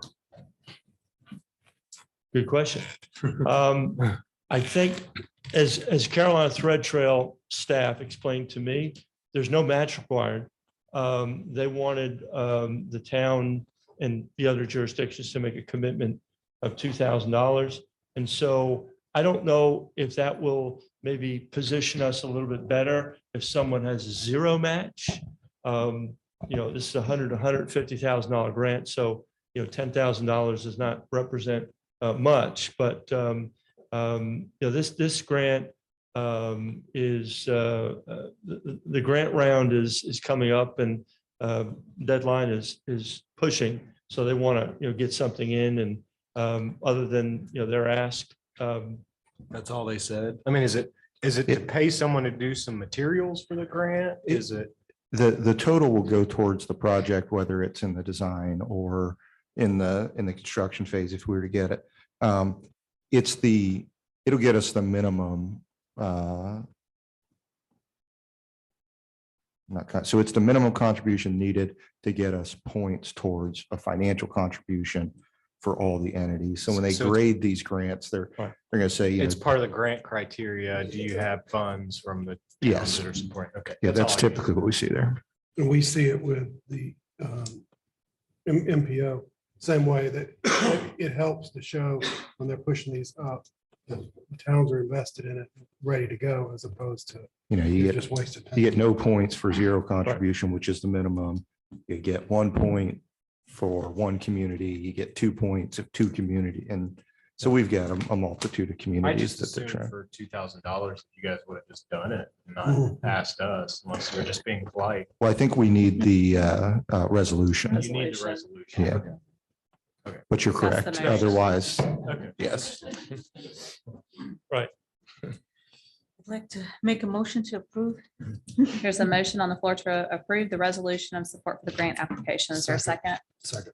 Thank you, Ron. All in favor? Aye. Any opposed? Motion is carried. Thank you, Zach. Sit down now for a little break. Eat your Just cupcake. a little. Yeah. Next up, we have Mr. Spina with us. He's going to discuss the appointment of members to the Harrisburg Arts, Culture, and Heritage Committee. Good evening again. Good evening.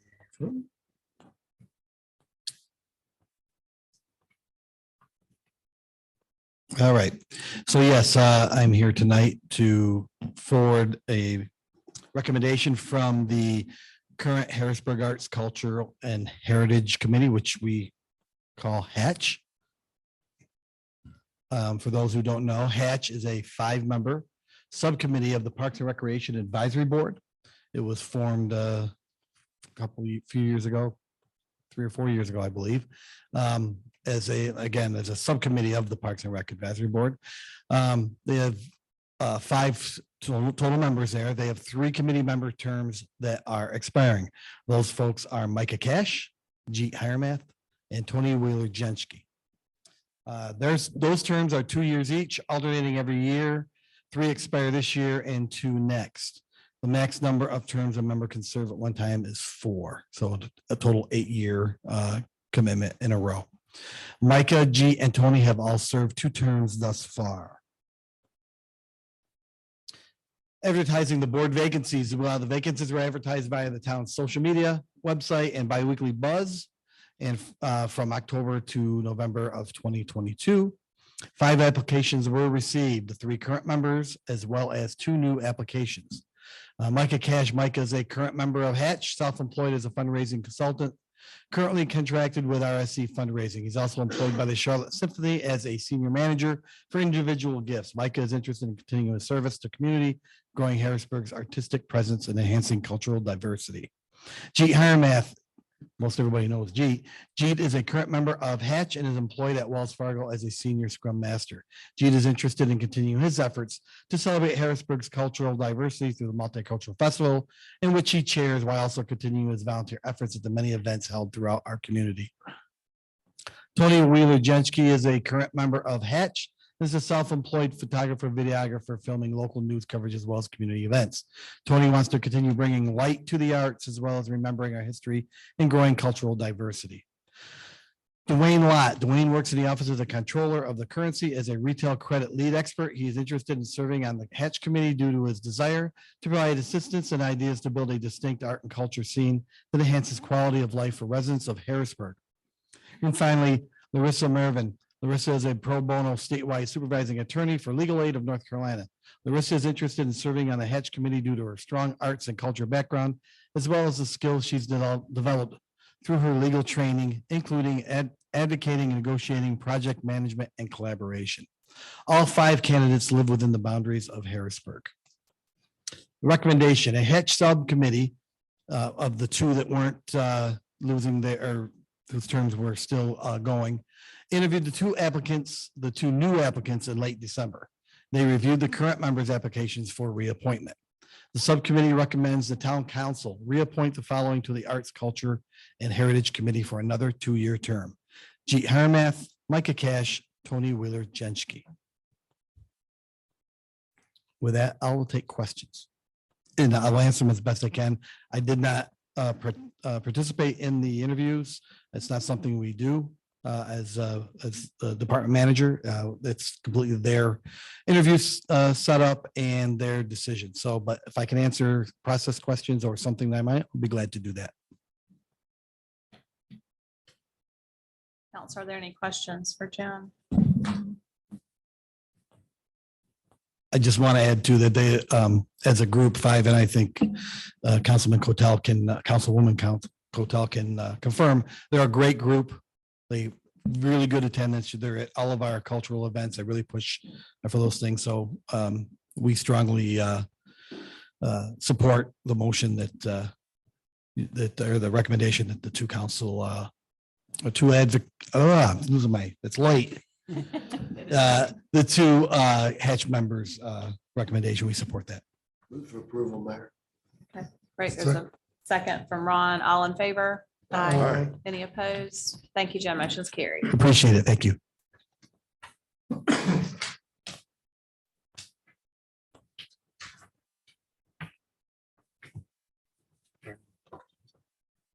Aaron, are you up for this one? I am. Okay. You don't So want to be.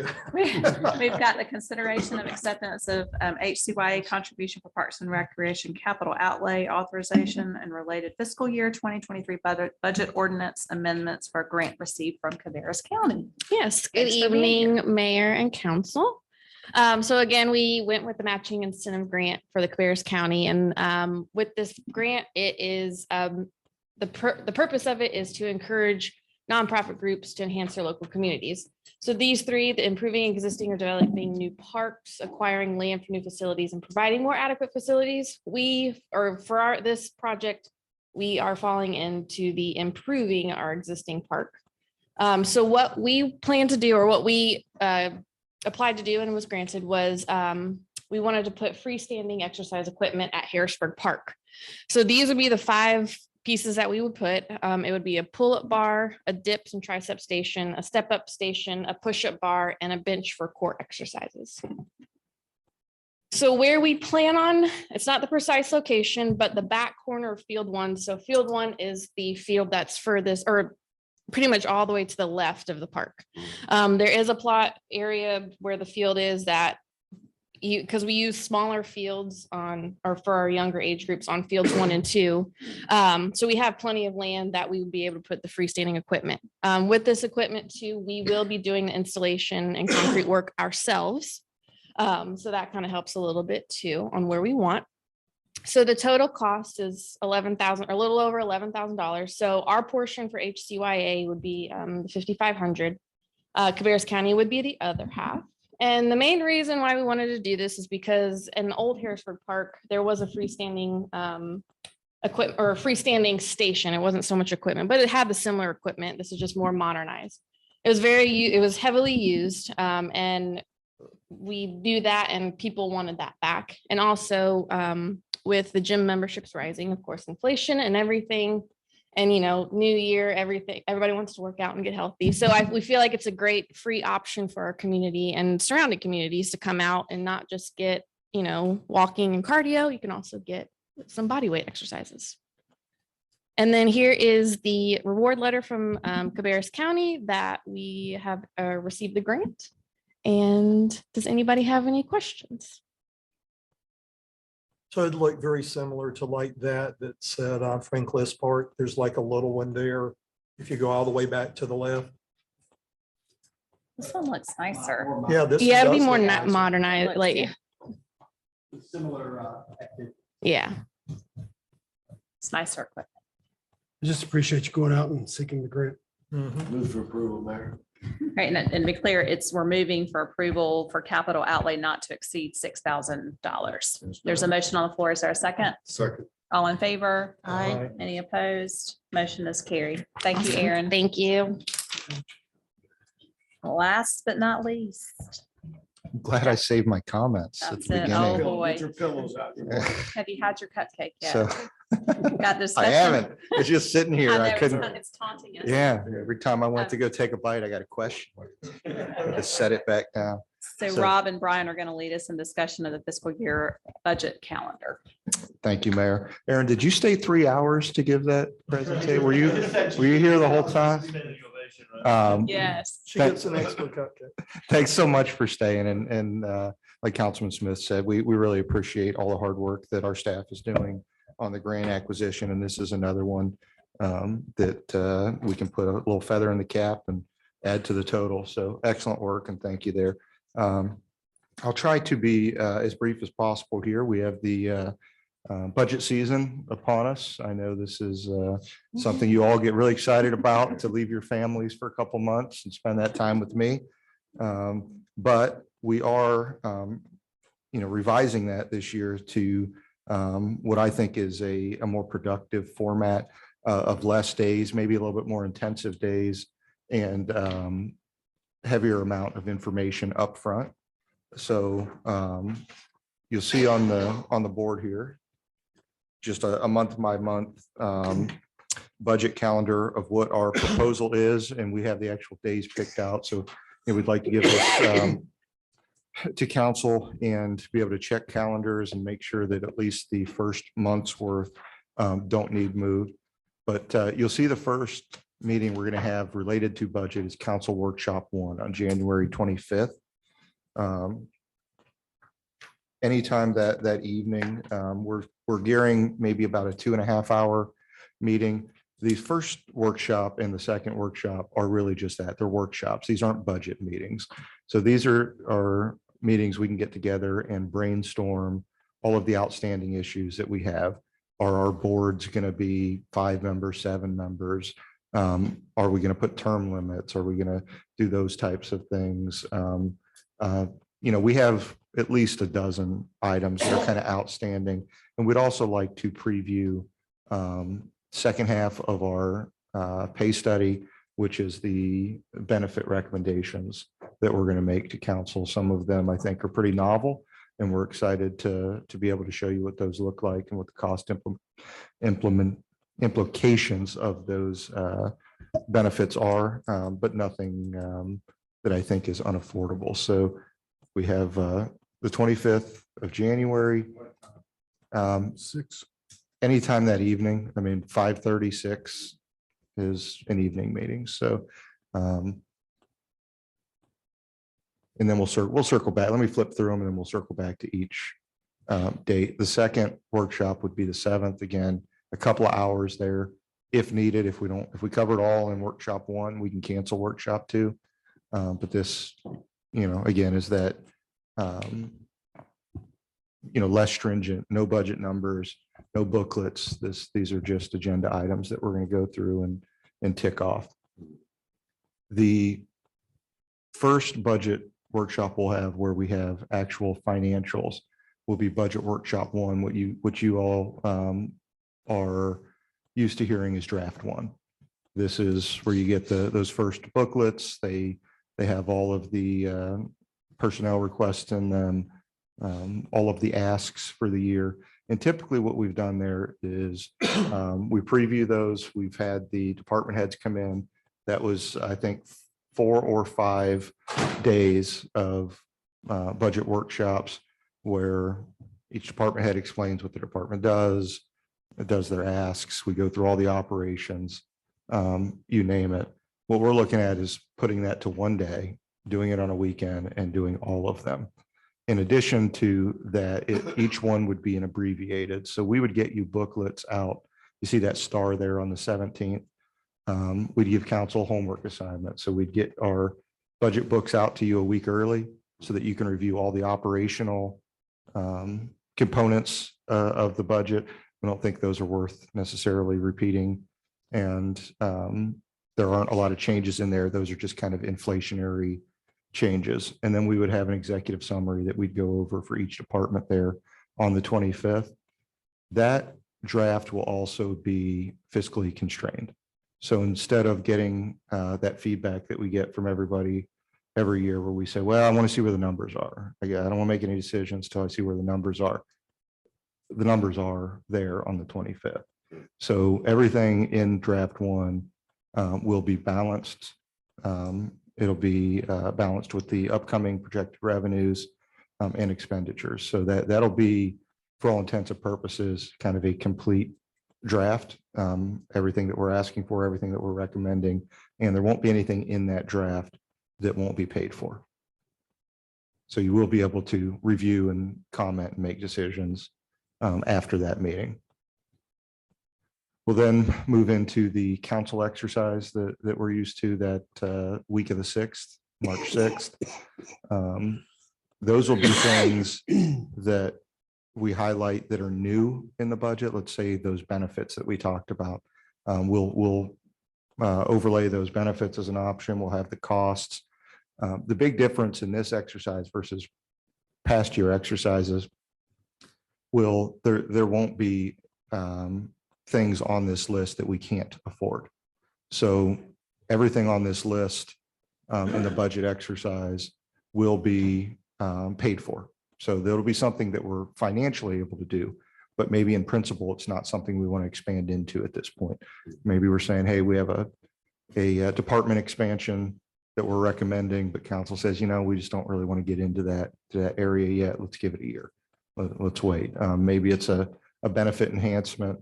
And again, it fits well within our revenues, but council says that's not really a benefit that we're looking to provide as an employer. Those things would be in that council exercise. We then get to the 17th and we'll distribute again ahead of the meeting, draft 2.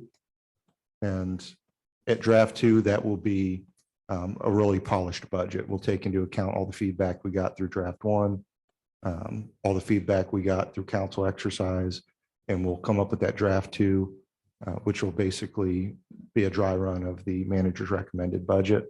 We'll take any additional feedback at that meeting just to fine tune everything and move right into manager's recommended budget public hearing at the April council meeting. We're doing that a week late because of the spring break, bumping the meeting back to the 3rd Monday. So at that meeting, we'll do a public hearing. I'll present the budget and then follow that right up with May and adopt the budget in May instead of June. If there were something that comes up in the meantime and we needed to slide a month, we then have that month to do. We do think this is an aggressive schedule, but very capable of our staff delivering it by the May meeting. And then we have May and June, half of May and all of June in order to get that budget document implemented and our staff up and running. So to revert back and hit the highlights, 2 workshops, a couple hours apiece to just go over a lot of our outstanding items. We tentatively have it as the 25th and 7th. 1 day, full day.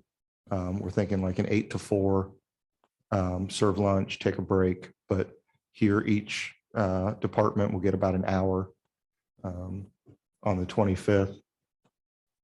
Come back the 22nd of March for final budget and then adopt it in April. So going from the probably about 7 to 8 meeting format to really 2 main meetings and 2 workshops.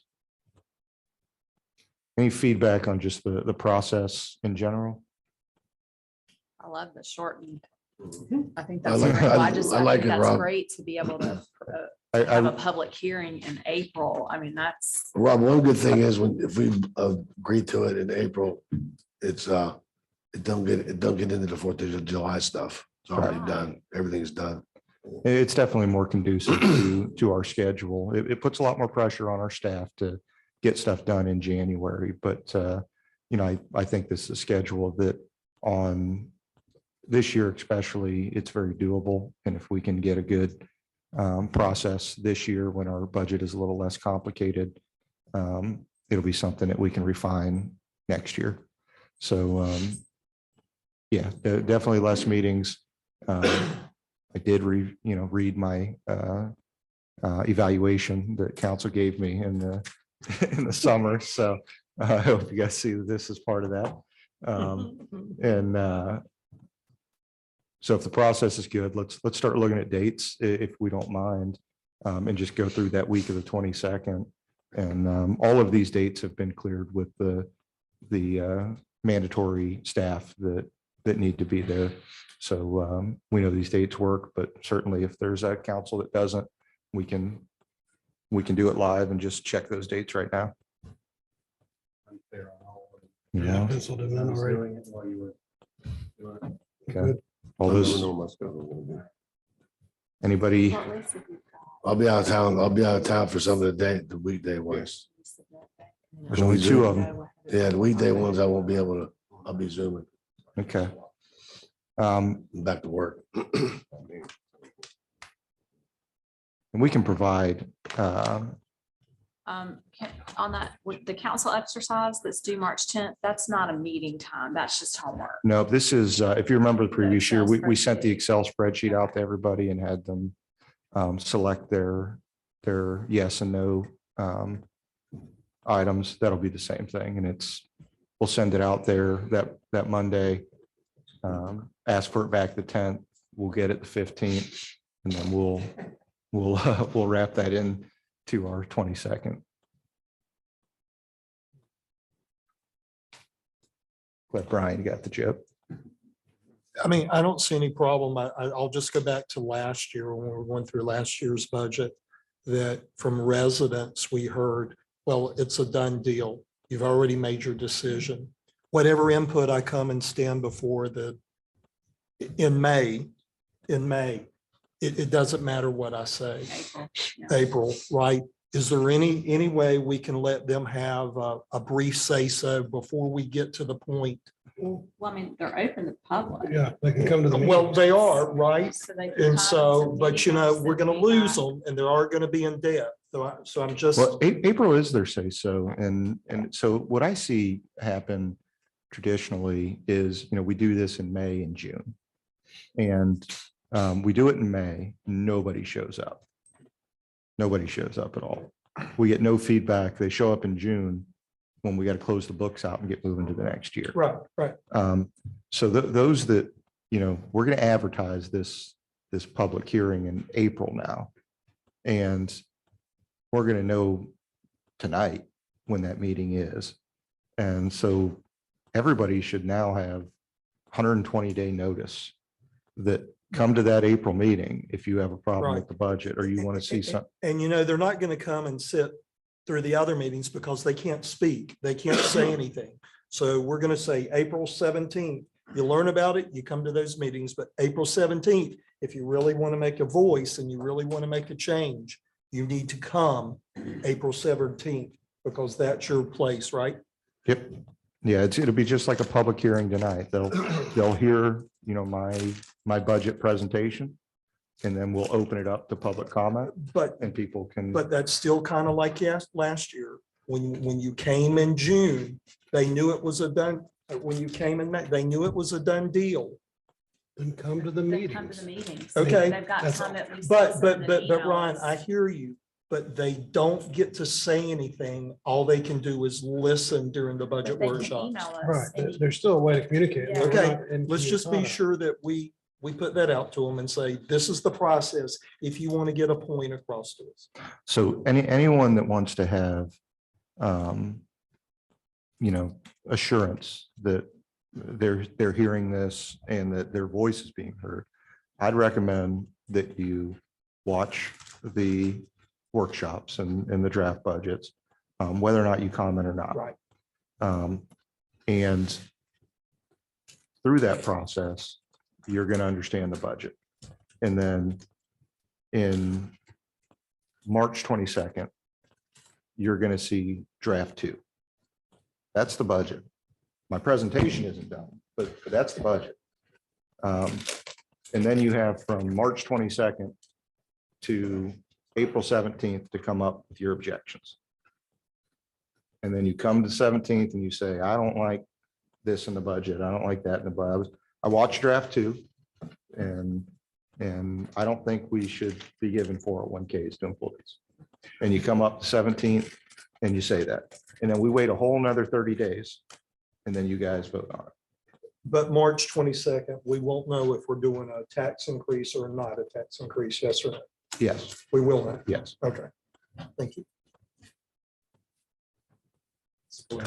And to be clear, that has not been on the table. for anyone No, I'm just listening. saying if Just say we we- will, I said if we will or we won't. We know on January 9th. That we're not doing a tax increase. And to be, to be quite honest about it, I mean, we've set the future of the town for a few years on how we're going to operate.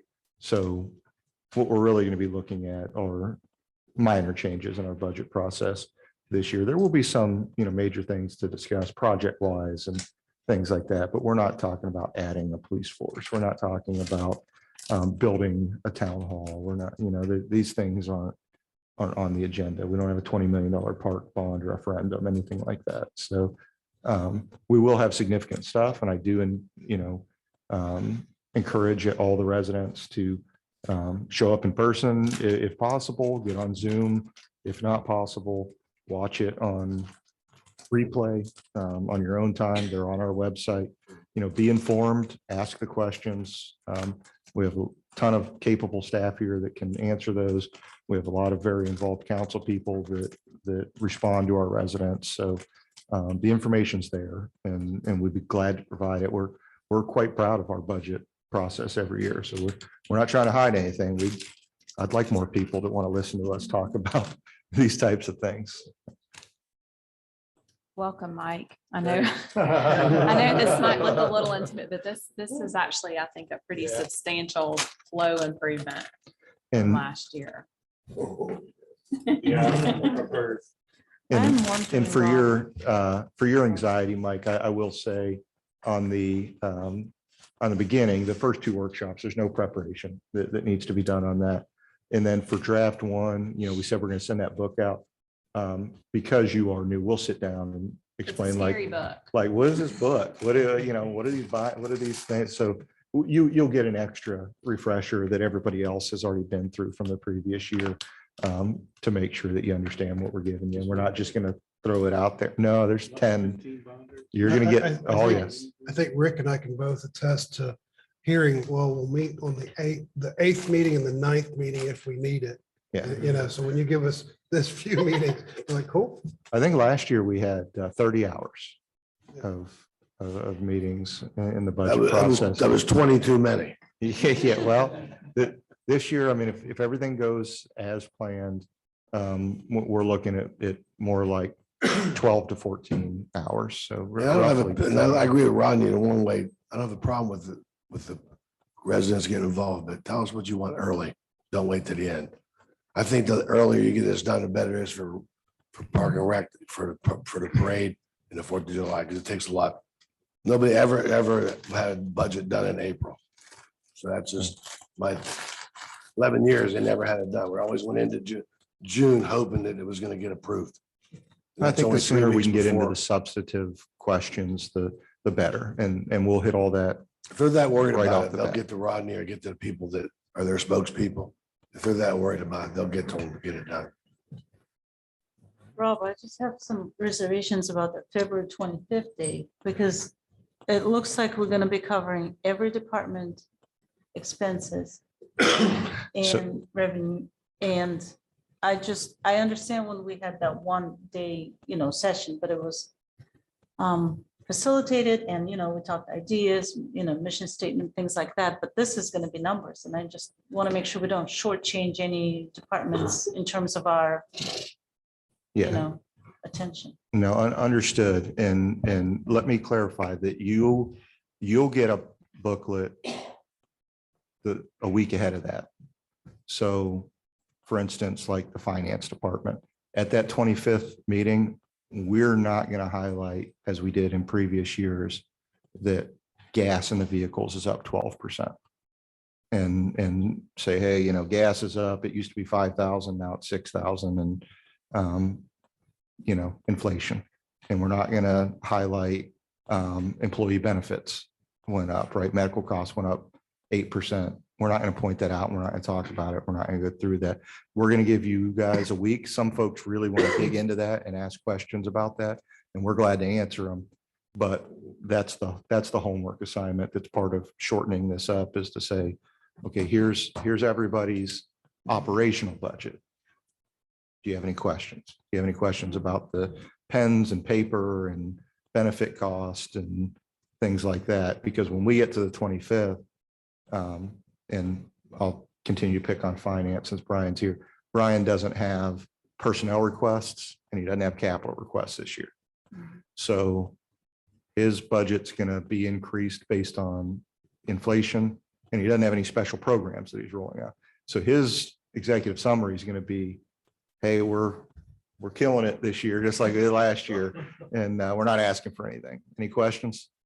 And it's going to be very brief because we're not adding anything to it. So Brian's should be a 15-minute presentation. Now, when you get to Zach over there, he's going to be asking for personnel. And so now we need to talk about the need for that personnel, and Public Works is a bigger department, fire, so on and so forth. But there'll be several departments that aren't asking for a council decision, and that their operational expenses are inflationary and nothing you can really do about it. So not that those aren't good things to look at, but some people like to dig into them a lot. I know you're one of those people, and you'll send lots of questions. Just the additional requests, really. And I won't pick on anybody else, but some people don't want to look at the operation. If it hasn't changed, if we're doing the same thing, they don't want to rehash it. So that will be an important part of coming into the 25th, to make sure that if you do have questions about the general operations and it's not a new program, it's the same thing we did last year. Let's get those, call me, email, same, me, Lee, and Brian will all be available that week to sit with council members individually and answer their specific questions.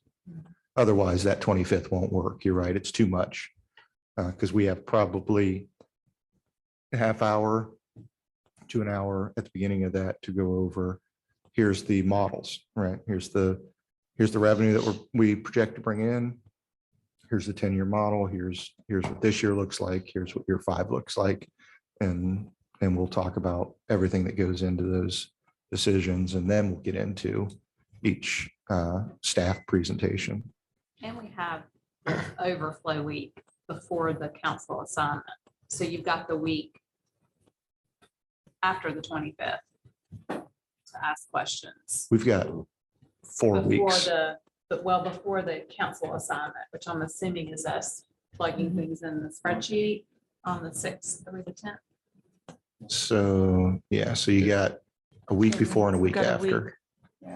before the council assignment. But also the council assignment, all will be discussed in that 25th meeting. There won't be anything on the council assignment that didn't get presented on the 25th. Those are all new programs that don't exist as part of the council assignment. The only time we'll be cutting something from a council standpoint that already exists will be if management either recommends it right off the bat, that, hey, this thing this isn't working and we're changing this, or council brings up at some point, hey, we want to go backwards on that thing, which in my experience isn't very common. How is staff's reaction, or is staff, are they mad at you for this? Wait, don't answer that. Let me ask it another way. If it's turns out to be too much, I assume you're willing to revisit it the next year. Yeah. And make adjustments as necessary. This is a good year to test the accelerated schedule. Better get some more cupcakes. But honestly, our staff that's been involved with setting this up is really excited about it. Because as much as I like being here 24/7, our staff, they're not cut out for this. I look for right. your So truck. I look for your truck at 5. Rob, I can speak real quick. All I know is this. All it did is really create December for us to really work on budget. Usually we come back and we're killed right now. We all feel kind of good. It's over. Right? We got most of it done. Then we'll over the next couple of weeks to try to pare it down and get where we go. So I know, I think it's been, I mean, it did make December a little busy, but you gotta go through it anyways. Might as well. You get extra cupcakes. Well, I do like that all the extras we're gonna be discussing in separate, the first two like workshops, because I feel like that really railed A us. lot of time. Yes, talking about all side things.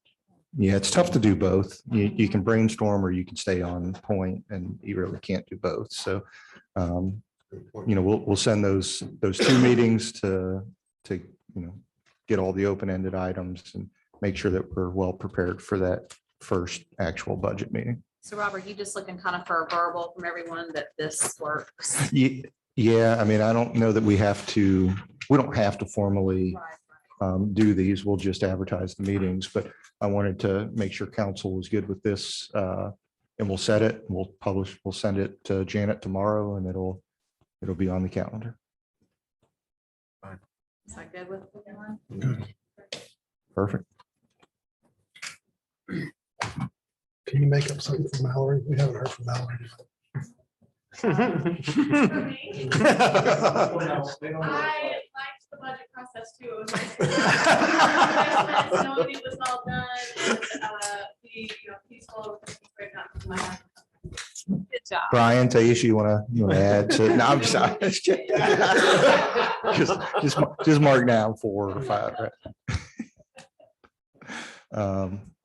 All right, that is all I had for this, and I'll turn the agenda back over to you, man. We have one more thing on Uh-oh. the budget. Okay. I mean, for the Yes. calendar. Yes, we do. I need a clarification point, and I don't think I went that far out, but we are overlaying all this. And Janet and the mayor and I were discussing one holiday that I was confused on versus what council made a decision on the calendar, on the council meeting calendar, which is Columbus Day, the October meeting. I was under the understanding we were going to still have that on Monday because town is in session on Monday. But the conversation just got wild. And so some people said no, some people said yes. So I wanted a clarification, we're going to meet on that Monday, or we're going to meet on that Tuesday? Because right now we've put it as the Tuesday. But we work on that Monday. So I want to make sure that. Monday, yeah. Because some people weren't even off that day or whatever. and it Right. was Moved there because of bank holidays. And it's school is actually out that day, but we would be back because they have to go to school on Tuesday. So I didn't think we need. Yeah, that was my understanding. So if that's council's pleasure, we will change that date back to Monday. And Do we have to vote on that? Or? that's a great question. Janet, do we vote on that, or we just recognize it here as a agreement? Okay, So vote. On the calendar. okay. I move to reschedule the October council meeting to October 9th. Is that the right date before I say that out loud? To Monday. Second. All in favor? Aye. Any opposed? Great, motion's carried. Thanks for the reminder, Mayor. Of course. That's it for new business action items. I think you probably have a couple with regard to the process flow of annexing and rezoning and the legalities on how we're going to kind of work through some of that. Did you have anything else on your action item list? Yeah, so all those smooth meetings we had, the last 3 or 4, I made up for it today. So you're welcome there. I had just the 2 action items. One is we will get a process solution for rezoning and annexation that is a little bit more conducive. And we also need to discuss internally Waste Pro, their can replacement program, and the upcoming contract expiration. Those are the only 2 I had, Mayor. That's all I have jotted down. Any other action items that we missed? I think that covers it. We do not have a closed session or need for a closed session this evening. So is there a motion on the floor to adjourn the meeting this evening? Motion to adjourn. Is there a second? Second, Maurice, all in favor? Aye. Any opposed? Motion's carried. Thank you all very much.